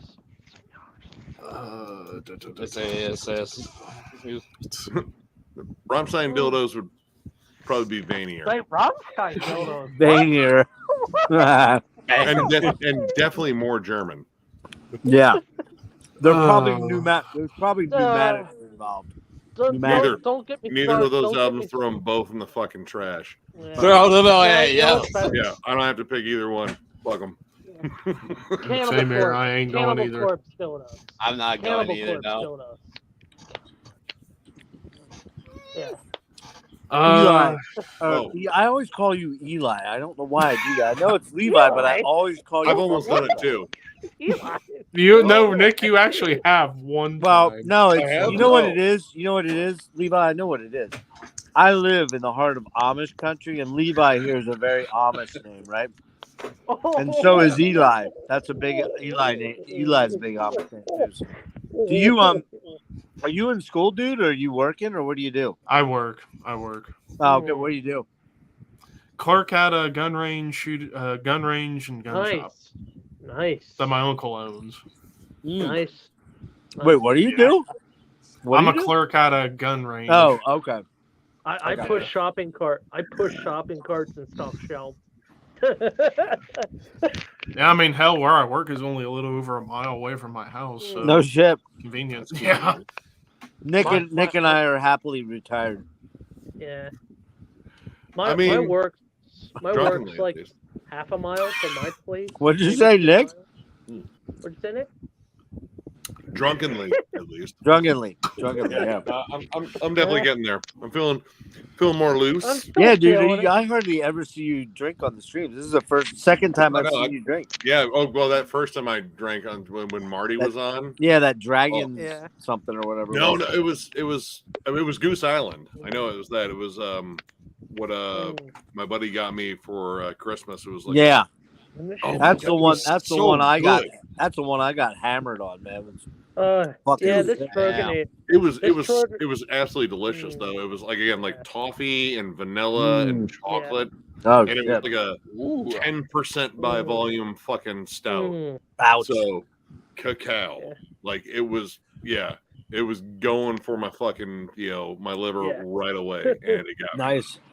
Yeah, Yeah, But it was this so is good. I mean, hell. Trogonator's I getting mean, me. hell. Like speaking of good shit, this Saturday night before Christmas, I'm gonna be making 2 batches of homemade fudge. Ooh, Nice. all right. Milk chocolate with walnuts and dark chocolate with almonds. Wow, Nice. man. Nice. Recipe from my grandfather before he I can passed away. Top that. I'm making my homemade. Well, Sunday. Well, either Sunday or I'm gonna fucking do it Thursday when we get that snowstorm here in PA. Fuck you, winter. Yeah, you had that. But to answer Simple but Yeah. Not So Long Name's I'll question, answer this. I mean, the single, it's a really good song. It feels It's a like good old song. school Metallica, but with a little Motorhead in there Yeah. because of the drums. What? With the double bass, it kind of felt like overkill a little bit. The album cover is forgettable. Yeah, the album cover is kind of weird. I guess it has. It is meaning in it, strange. but I'm whatever. gonna be blasphemous here. I really don't care what Metallica does anymore. I just mean, don't. honestly, I'm kind of in the same boat. Like they don't have to do anything. No. They Really don't have don't. anything to prove, but I just here's mean, the if thing. they get inspired to write new stuff, then Here's the thing. I'll get it definitely. Here's the thing about new Metallica. Even if it's pretty good, is it ever going to surpass Master or Ride the Lightning? There's no way. There's no way. Or Kill 'Em All, or fucking and Just for All. Yeah. So why or even would the I? Black Album. Sadly, I mean, with a legacy band like that, the reality of it is that they're never going to be. We did this last night on The Cure, and the best album was Disintegration. They're never going to top that. They're never going to top it. Same like AC/DC and Iron Maiden. They're never going to top the best-selling album. Right. But There's they're going just- to keep putting out music. There's certain canon albums. You're just not. I'm just always going to reach for the thing that I love the best. Maybe call it some sort of recency bias type thing or something. Yeah. Like negatively, it's kind of like a negative recency bias, but I just can't see how they'll ever do as good as those 4 core albums. I think honestly, I don't mind this new single, and it's for a couple of reasons. Like, all right, one, it sounds like they're playing to their influences, like the bands that influenced them. Right. I don't mind. I would rather them do that than try to be like edgy and current and shit like that. Yeah, I agree. That's good. Yeah, that would, I that wouldn't would be be too sure about and Metallica's already been the source of plenty of fucking cringe. Right. They don't need any more. Mm. So I I don't wouldn't mind say it for that, cringe but to me. it's a single. All right. Now, honestly, like some of the singles that they've released in the last couple albums have been like some of my least favorite. When I hear the rest of the album, like, okay, True. all right, True. a little bit better. It's a shorter song, but we know this album's over 70 minutes when it comes Is it out. really? Yeah, 77 Yeah. minutes. 77, I thought it was 73. Either way. It's the longest since Load, pretty much. Which that was See right there. So that's a problem for me, and I'll tell you why. Every one of these albums, every one of these bands that feel like they have to write these fucking giant lengthy things. They did that with Hardwired, man. It was, and there was That like was a 2 or double 3 good songs, and the rest of it was kind of eh. Just I think to myself, there was at least maybe 8 or 9 great songs, and the rest were just. Yeah, for me, with Hardwired, I thought disc 1 was perfect the way it I was. agree with you. All 6 of those songs were really I good. agree. And then disc 2, like the first half of disc 2 Confusion. was meh to okay-ish, but the final 3 on disc 2, Am I Savage, Murder 1, Spit Out the Bone, were great. How dare you call Am I Savage good?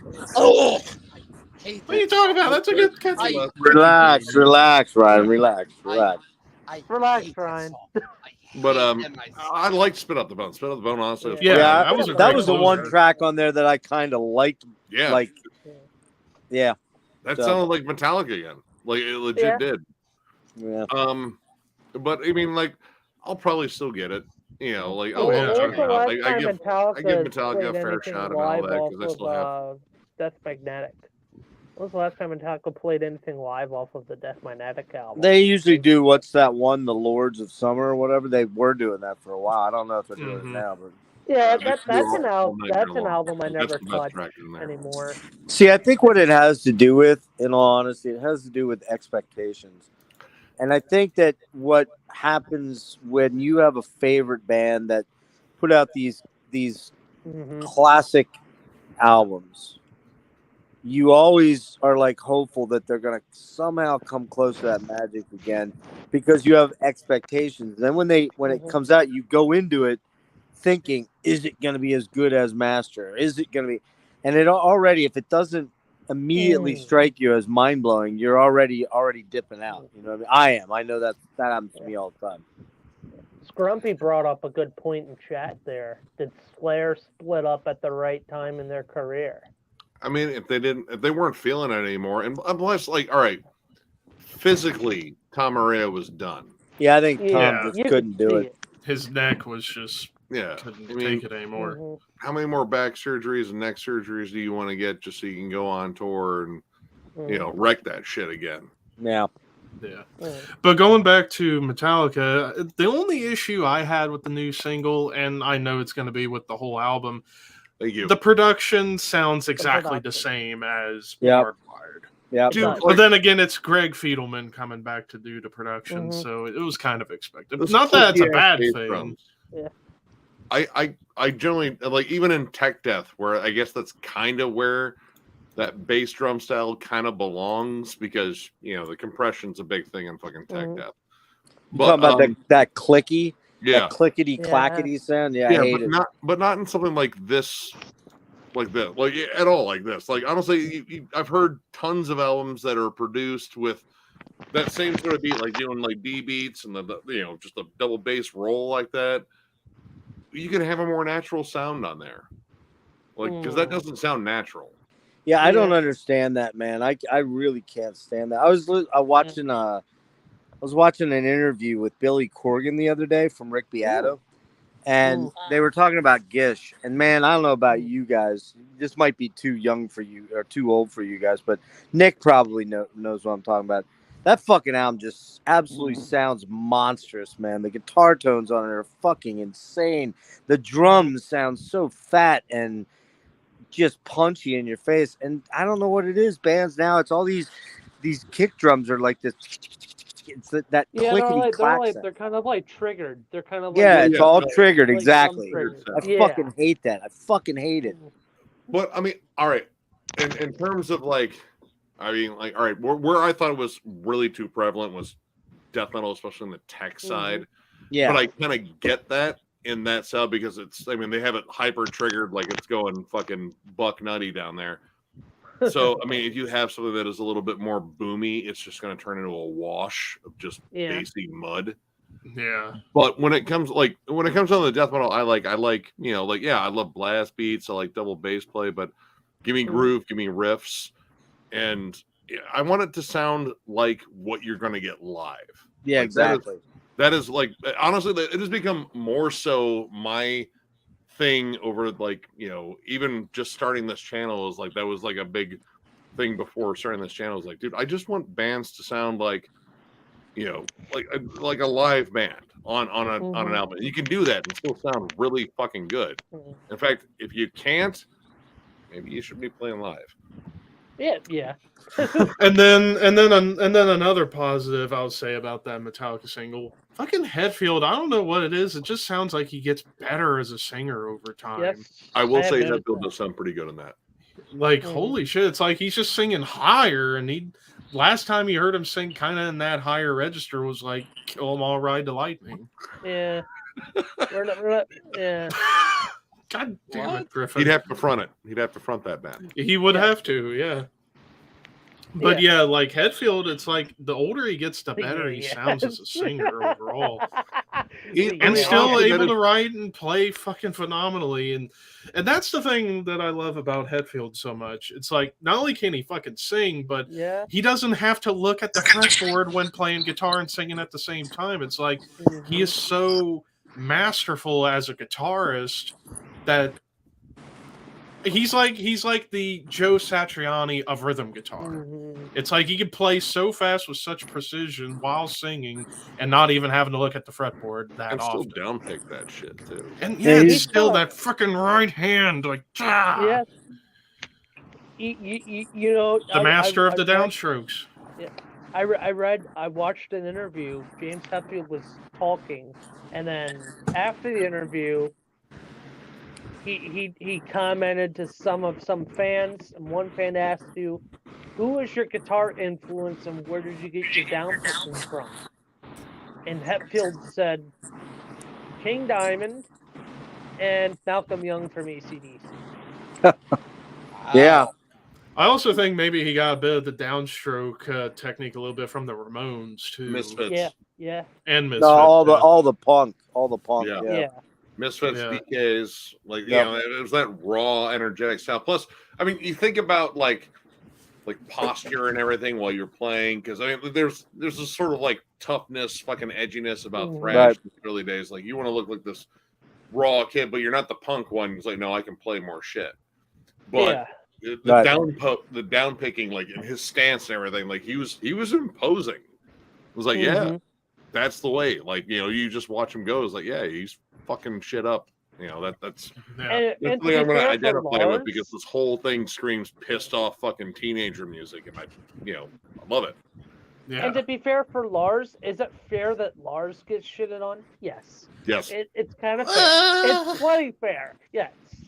But on the other hand, if it wasn't for Lars, in terms of how fast Lars was on those first albums, you wouldn't be hearing a lot of other drummers in the thrash realm. Yeah. Lombardo would have figured it out. Yeah. Yeah. Yeah, but still, Gene especially Hoglan like would have figured it out. Tom Charlie Hunting Benante. Charlie would have figured Benante. it out. And Lars, what the fuck, dude? You're gonna, yeah, happy? Yeah, Lars said this in the video. Happy? Turns the snare off. Sad. Listen, man. I will give Lars credit. At least he'll make fun of himself for fucking Saint Anger. Like that one time he was hanging out with fans, and he was like, "So this is how you can make the snare sound like the abomination that was Saint Anger."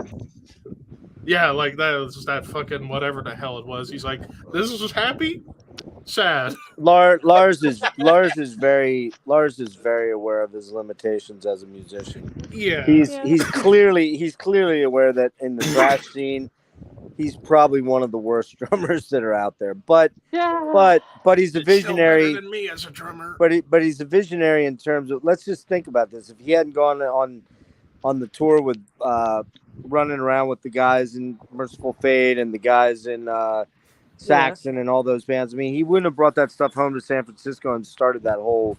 He was very pivotal in starting that whole movement out there. So, oh no, he was huge. and he seems like he's a pretty cool dude. Like he seems like I've seen him be pretty cool to fans, and I mean, but he's also laughing all the way to the bank. His bank accounts dwarfs 99% of all other drummers. So. Yeah. Oh, yeah. I mean, 20 years ago, people looked at Lars as a prick because of the whole Napster deal. Looking back on it, he was wasn't right. wrong. He was right. Yeah, he was right. And I know a lot of people, like, there was a lot of people looking back then saying, oh, Lars, all he cared about was his own stuff. I would look at it as him sticking up for artists less fortunate than they. Well, maybe he was looking out for himself for sure. But the reality of it was that you were never going to stop. They were never going to be able to stop what's happened. So I think he went about it the wrong way. I think the point that he was trying to make with the lawsuits, what was borne out to be a reality, though. Because nowadays, bands don't make hardly any money selling albums. Unless you're a giant band like Metallica, or you're a giant artist like Taylor Swift, or, just bands, regular bands like our bands, like Carcass, or like they're not selling the amount of albums that they sell doesn't cover even the cost probably went into making them. It's getting out on tour and selling T-shirts and merch and selling those tickets. That's how they're surviving, and it's kind of sad. There's people like Nick and I and young cats like you guys that are flying the flag of physical media, but I guarantee I fear that there is a day. It's probably not going to be in my lifetime, but I mean, I fear there's a day when physical media is just not going to exist anymore. It'll exist here. Huh? It'll exist here too. Well, I know. guys like us, yeah, but I mean, you look at what's going on with vinyl, man. Vinyl disappears. There was a point in time where nobody cared about vinyl at all, literally.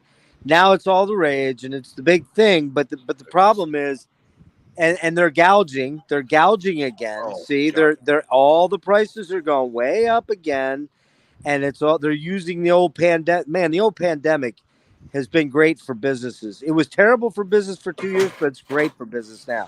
Like look at fossil fuel companies, man. Record fucking profits. Record profits. Oh, they've been fucking laughing all the way at the fucking bank. Absolutely, man. But they're doing it in the music community now with the whole vinyl thing, because just 2.5 years, 3 years ago, you could get a nice vinyl gatefold album for $19.99. Now they're up to $30 and $40, and that's bullshit, man. They're gonna burn everybody out again, and people are gonna bail again.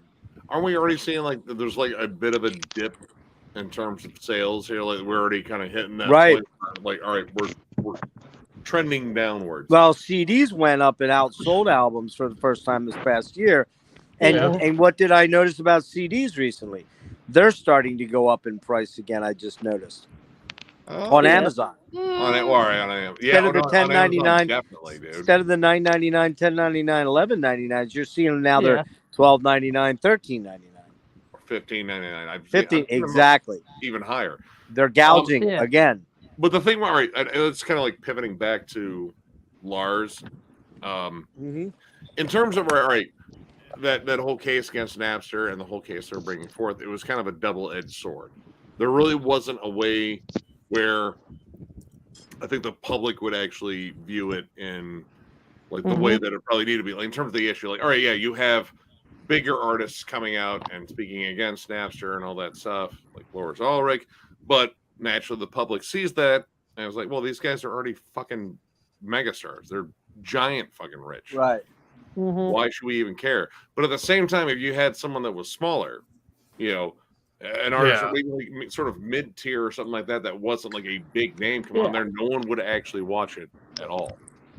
Right. Like Cannibal Corpse. It would be brushed over. There would be no fucking coverage whatsoever because, unfortunately, unless you're a passionate fucking fan of said band, right? No, that's a really good point. They were the alpha dog in the whole thing, and but unfortunately, being the alpha dog, everyone sounds like you're already fucking rich. Yeah. And I mean, I don't know how altruistic Lars was about it at all. Hard to know. But I mean, maybe he did foresee the future in that he's like, all these little bands, they're not going to get anything. But I still think there was a personal or a personal to Metallica. That is, there was a personal motive for this in that they saw, hey man, I could make 15 million off this instead of 5 million. I want that extra 10 million. I need a new Learjet. It's got a scratch on it. And you know what? Here's the thing. Since none of us have ever lived that way or sadly probably likely will, we don't know what that's like to go, oh, I often think a guy like Elon Musk or a guy like Jeff Bezos or these guys, you know, what's his name? Microsoft dude. These guys have money that we as normal people, we can't even fathom it. We just don't understand it. And how much is too much? How much is enough is really what it comes down to. Yeah. Like, all right, if conceivably, if you have made more money than you can conceivably spend in your entire lifetime, like just living, like not doing like, all right, because I mean, like, you know, my major expenditures in terms of like extra stuff, like, because I just try to take care of all my bills and all that stuff first. Like, my life is very mundane outside of like getting music. Like that's like a big fucking escape. Like everything else is like, pay bill, do the usual shit. Like, you know, the vacation's a family thing once a year. and then concerts. Right. Outside of that, it's just, you know, like, let's make sure everything responsible is taken care of right away, and that's you know, that's just kind of how I chose to go about this. But you know, like, all right, but I mean, like, all right, if you were like great with a ton of money and shit like that, like, I don't know if that would really change the thing just because that's how it was brought up. But I mean, who knows how that changed you? But yeah, like spending large sums of money on like giant houses and extra cars and like all the like, it just feels like extra shit. Like, yeah, you have a garage full of 30 cars. How many of them do you fucking drive? You have a Well, that's you want it. But here's the thing, Nick.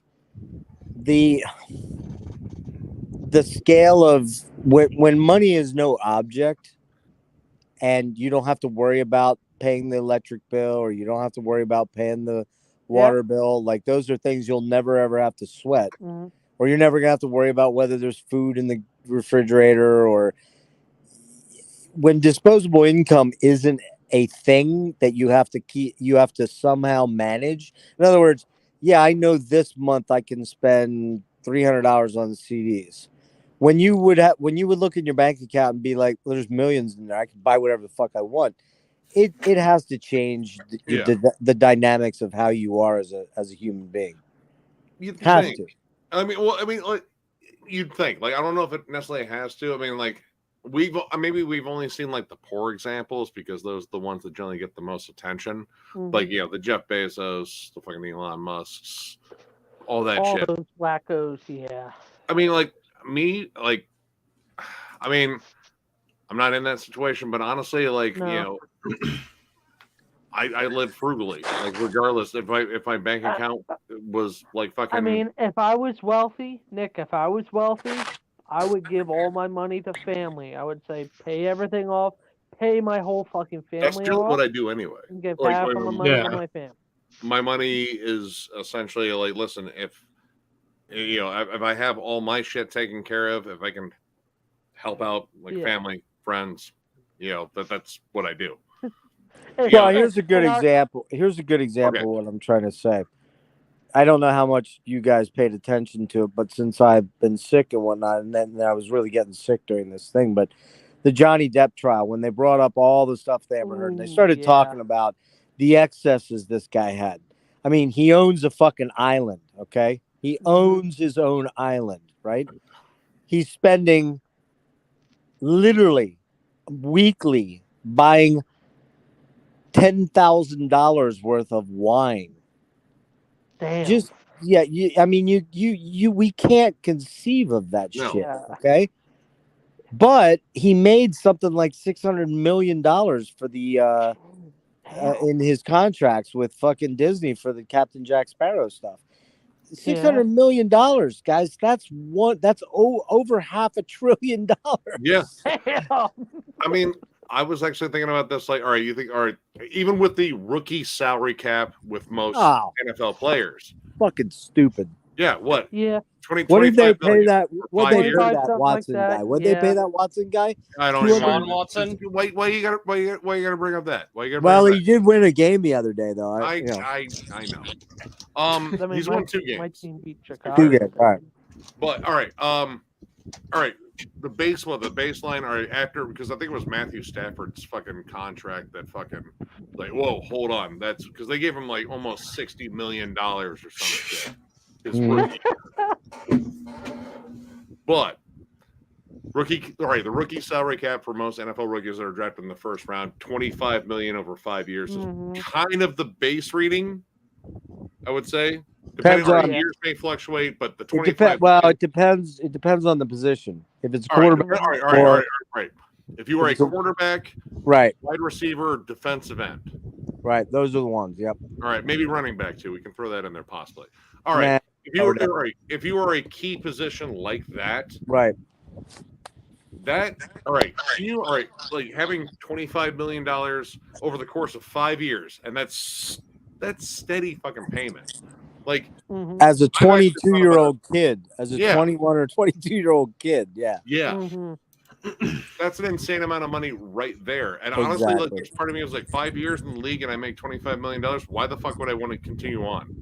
Like I've made fucking nut. Like, well, look at guys like fucking Kevin Kevin Durant or Kyrie Irving or James Harden. These guys are making like 300 million contracts. I mean, James Harden's got fucking Bentleys, numerous ones.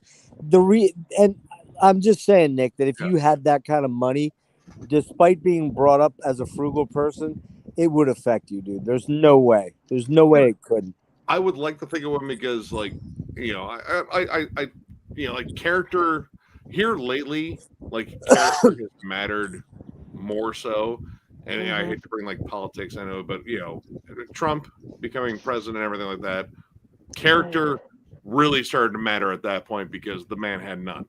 Right. I was like, no, listen, you got to be at least a decent person. If you fail at that level, you fail at being human.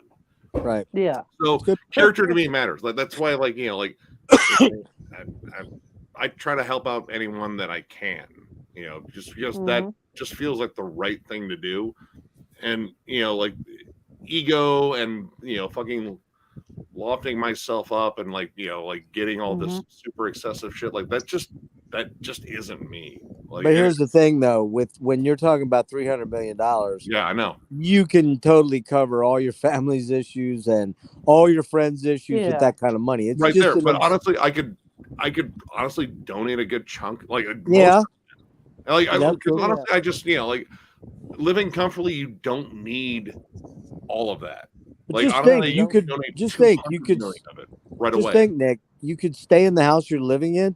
Love you it. could buy like 3 mansions to put all your CDs in. I wouldn't want it. I wouldn't want it. Oh, because I still have room to expand down here. Storage. Listen, this house might end up being the library itself. It is. It already is. Well, no, there's still room to expand because I'm gonna. Yeah. You have a lot more room yet? Yeah. Well, I mean, I've been considering like, all right, because it sucks. All right, it sucks loading up CDs down low because in the other room it goes ceiling to floor, and I don't know if you know, but knees don't get better as you get older. I know. Spoiler alert, guys. Yeah, you know, I know. But yeah, like I've been debating about taking up that room down there, like down below the shelves. Yeah. But at the same time, again, loading up CDs and throwing them in there, it's like, dude, this fucking sucks down here. It's gonna be a lot of work, man. Yeah, I've had the struggle too, where because I live with the folks still because they like having me around, and after my oldest brother passed away, it's like we don't want him to go away, and at least for a while. But like I had these shelves upstairs, getting everything, packing it all in the boxes to bring it downstairs and moving all the shit. It's a pain in the ass. But plus I have a bad especially trying to remember like how everything's sorted and alphabetical and chronological.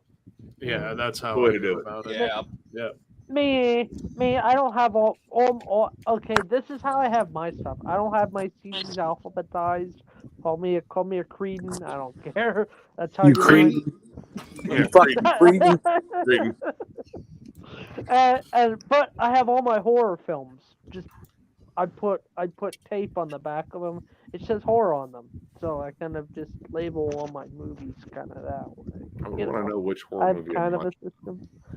Oh, I was watching yesterday. I was watching some horror. I think I was watching The Descent. That's a good one. I was watching the original Scream trilogy a bunch. That's a good one. I gotta watch Cabinet of Curiosities. Yeah. On Netflix. What about the fucking Cocaine Bear? Cocaine Bear. Oh god, awesome!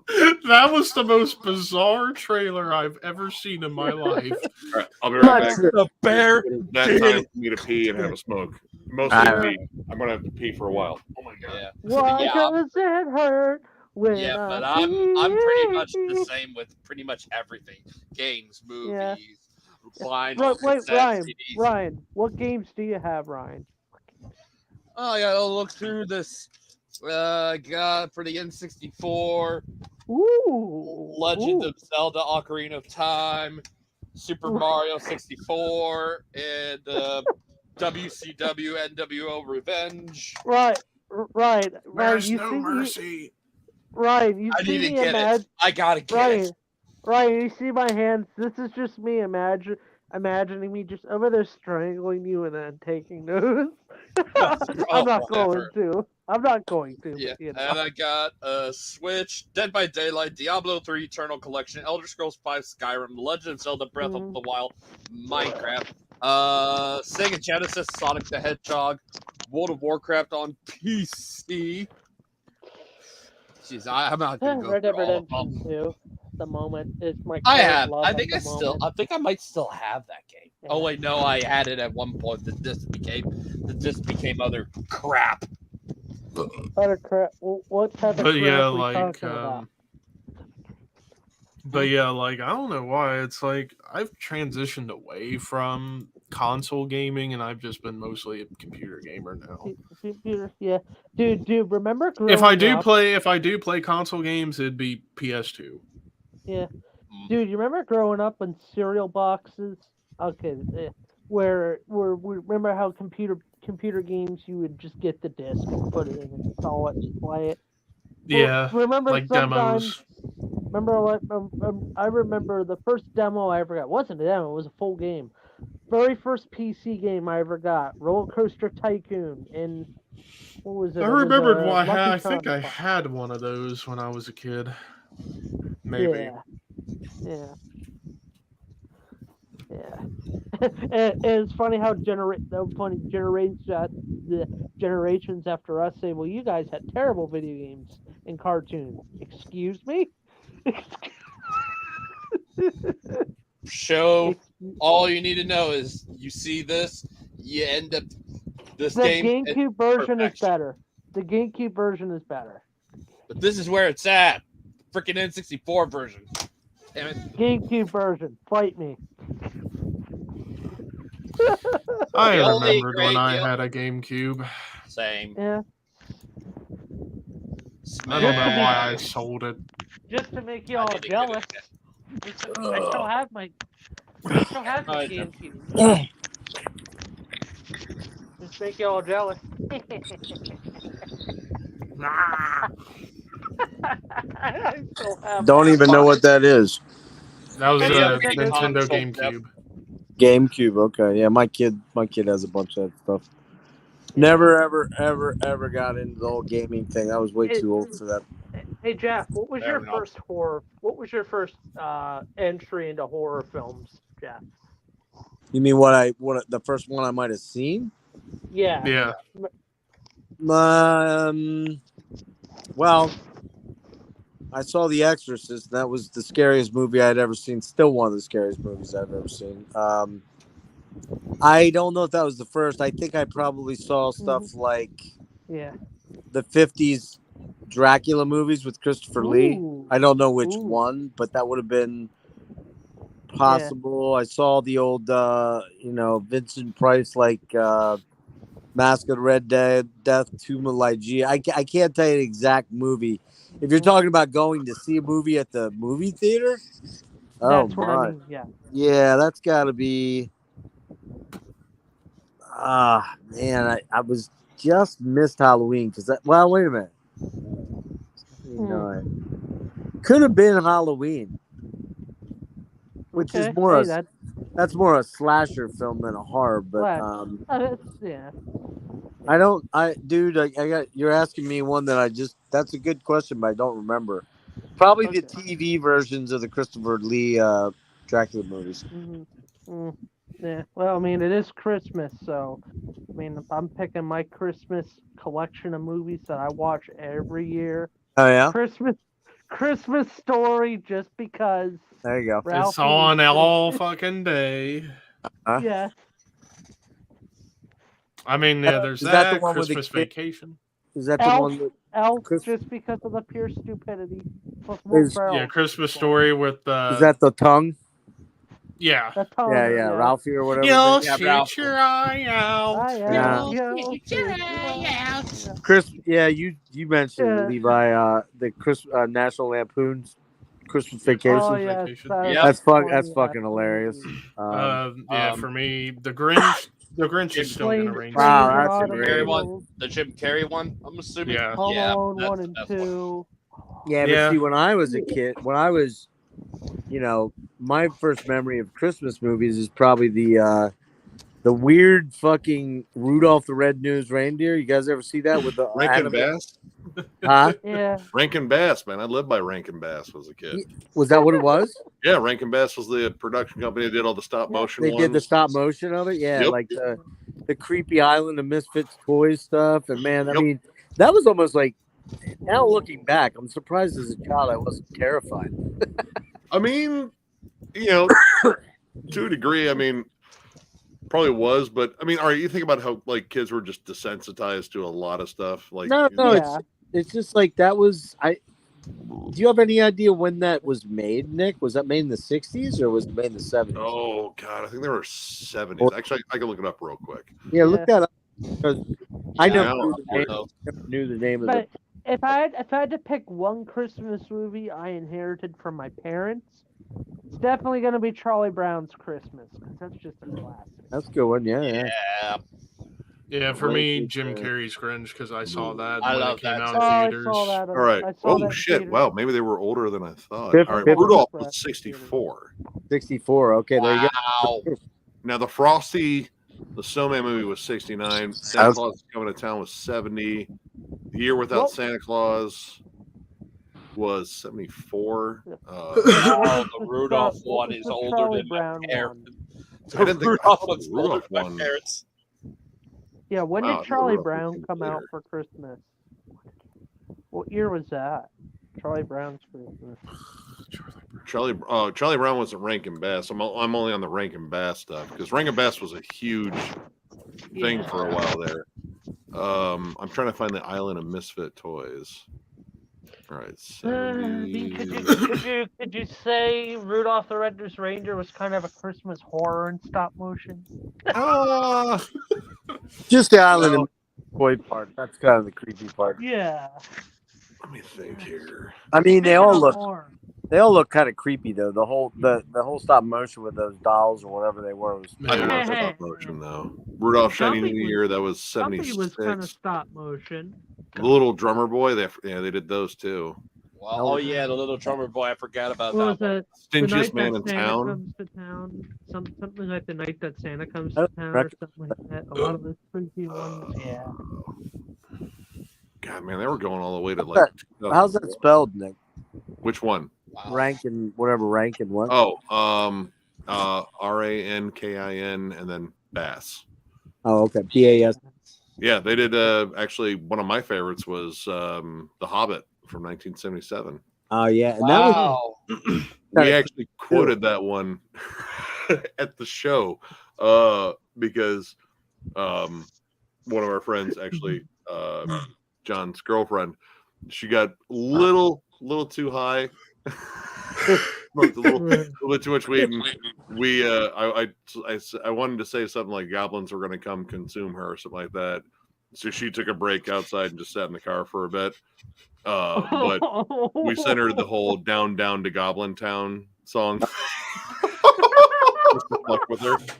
I don't know if she watched it though.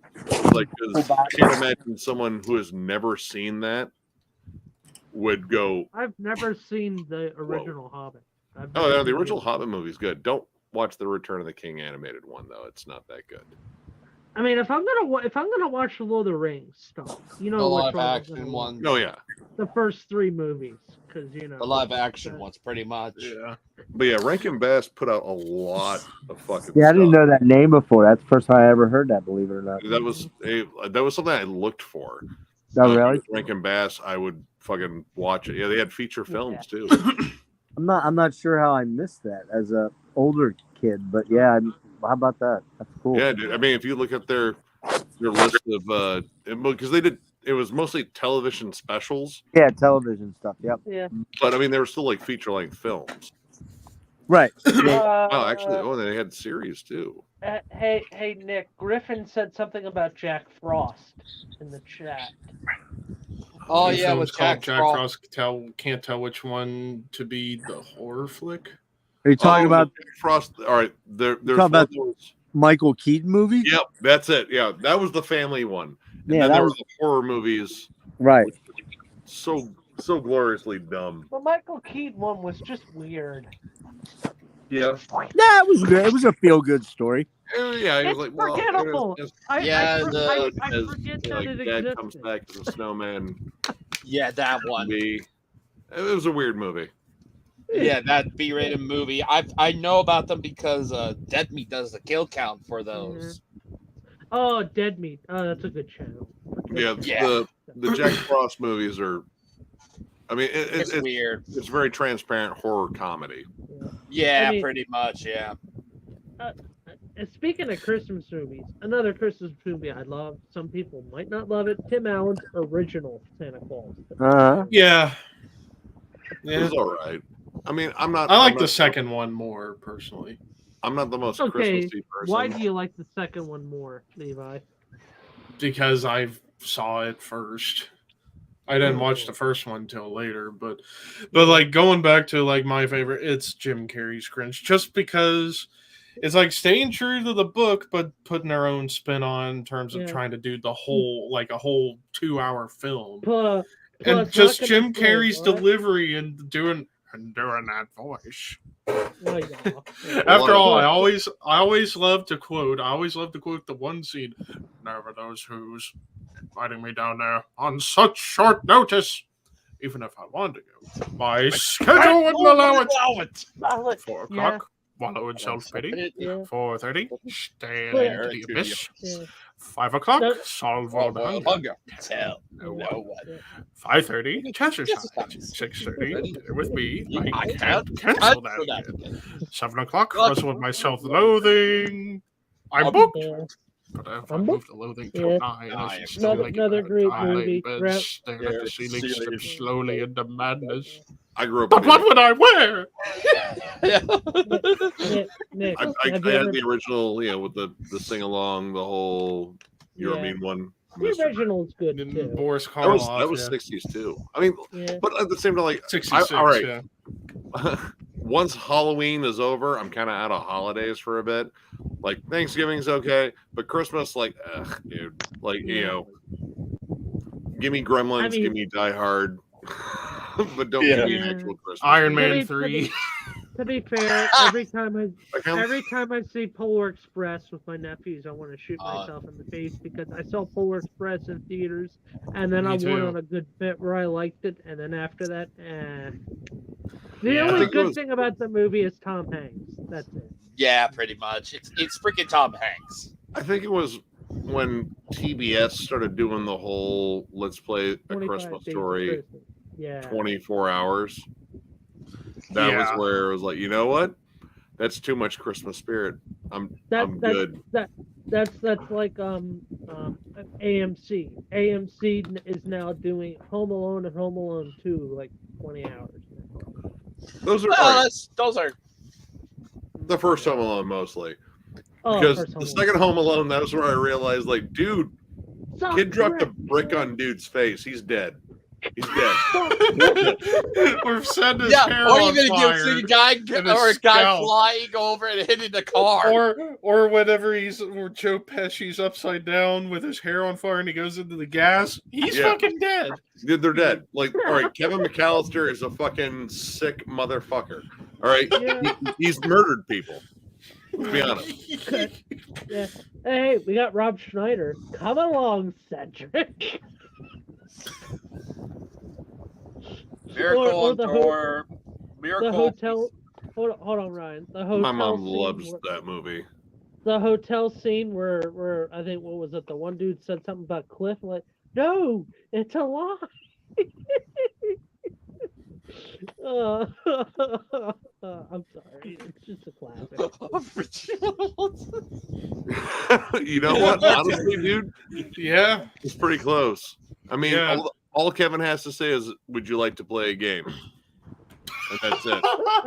That's it. Oh, yeah. Would you like to play a game, you big horses' asses? And then he chucks the brick at dude's faces and he doesn't die for whatever fucking reason. Poor Marv. I feel so bad for Marv. No, he's still a criminal dipshit. Like, he knew they had to know. He was just a funny, lovable one, just because he's stupid. This kid's gonna murder us. Hey, Nick, guess what? Guess what we're called? We're called the Sticky Bandits. No. Hmm. No. Wow. Like I said, Kevin was a maniac. Yeah. The first one's just as bad. He uses what, a BB gun or something? Or like a pellet gun or something? Yeah. Oh, Jesus. Didn't he shoot one of them in the dick? Yes, he did. Like, or the second one, the fucking staple gun, the staple's like right in the bridge of his nose, he pulls it out. Right. One of you are like, how on earth? 4 bricks to the noggin. He's dead after 1. He's dead. Yeah. Oh yeah, an electrocute for 15 seconds. Yeah, or going down the steps, that's stepping on a fucking nail. He was dead before that. Now he's just a roasted corpse. Actually, there you go. There, the whole real story. Marv and fucking goddamn it, Pesci's character. Yeah, Pesci. Yeah, they're both ghosts. Yeah, they're ghosts. They're ghosts. That's it. There you go. There you go. If they're gonna do a reboot of they're gonna bring back the old cast for Home Alone for a reboot. Oh fuck it, they're ghosts. Joe Pesci is not gonna sign up for that. Nope. No. I can't even remember the last thing Daniel Stern ever did. Yeah, that big one. Macaulay Culkin is now an adult.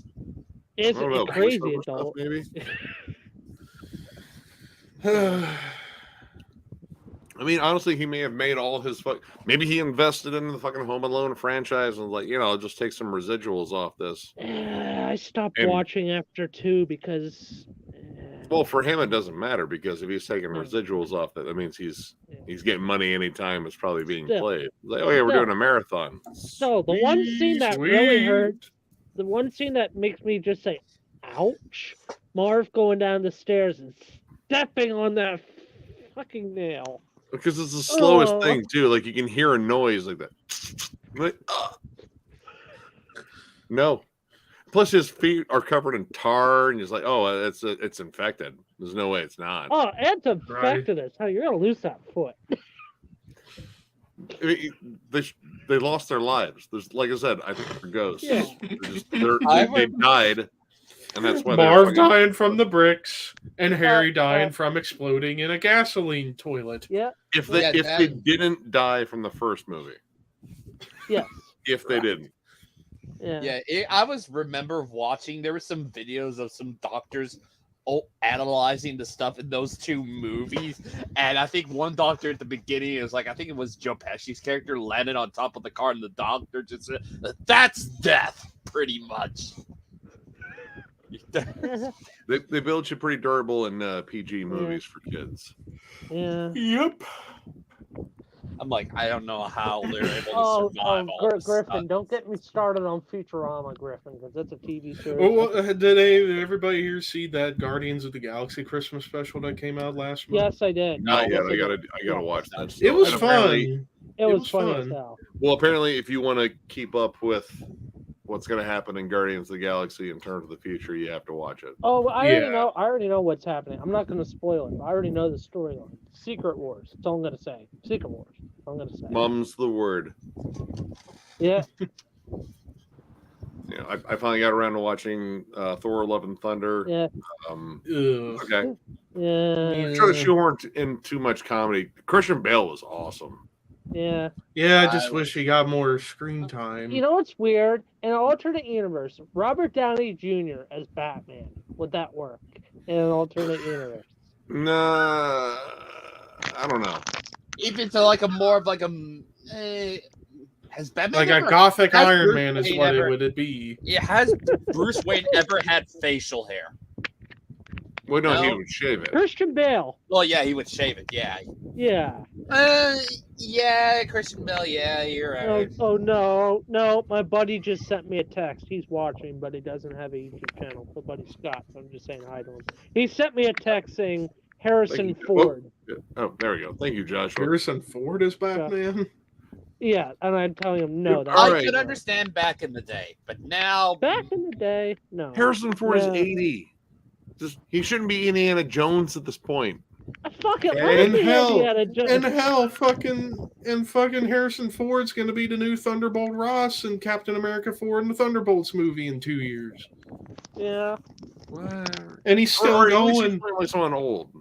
All right, like Yeah. Indiana Jones should be like.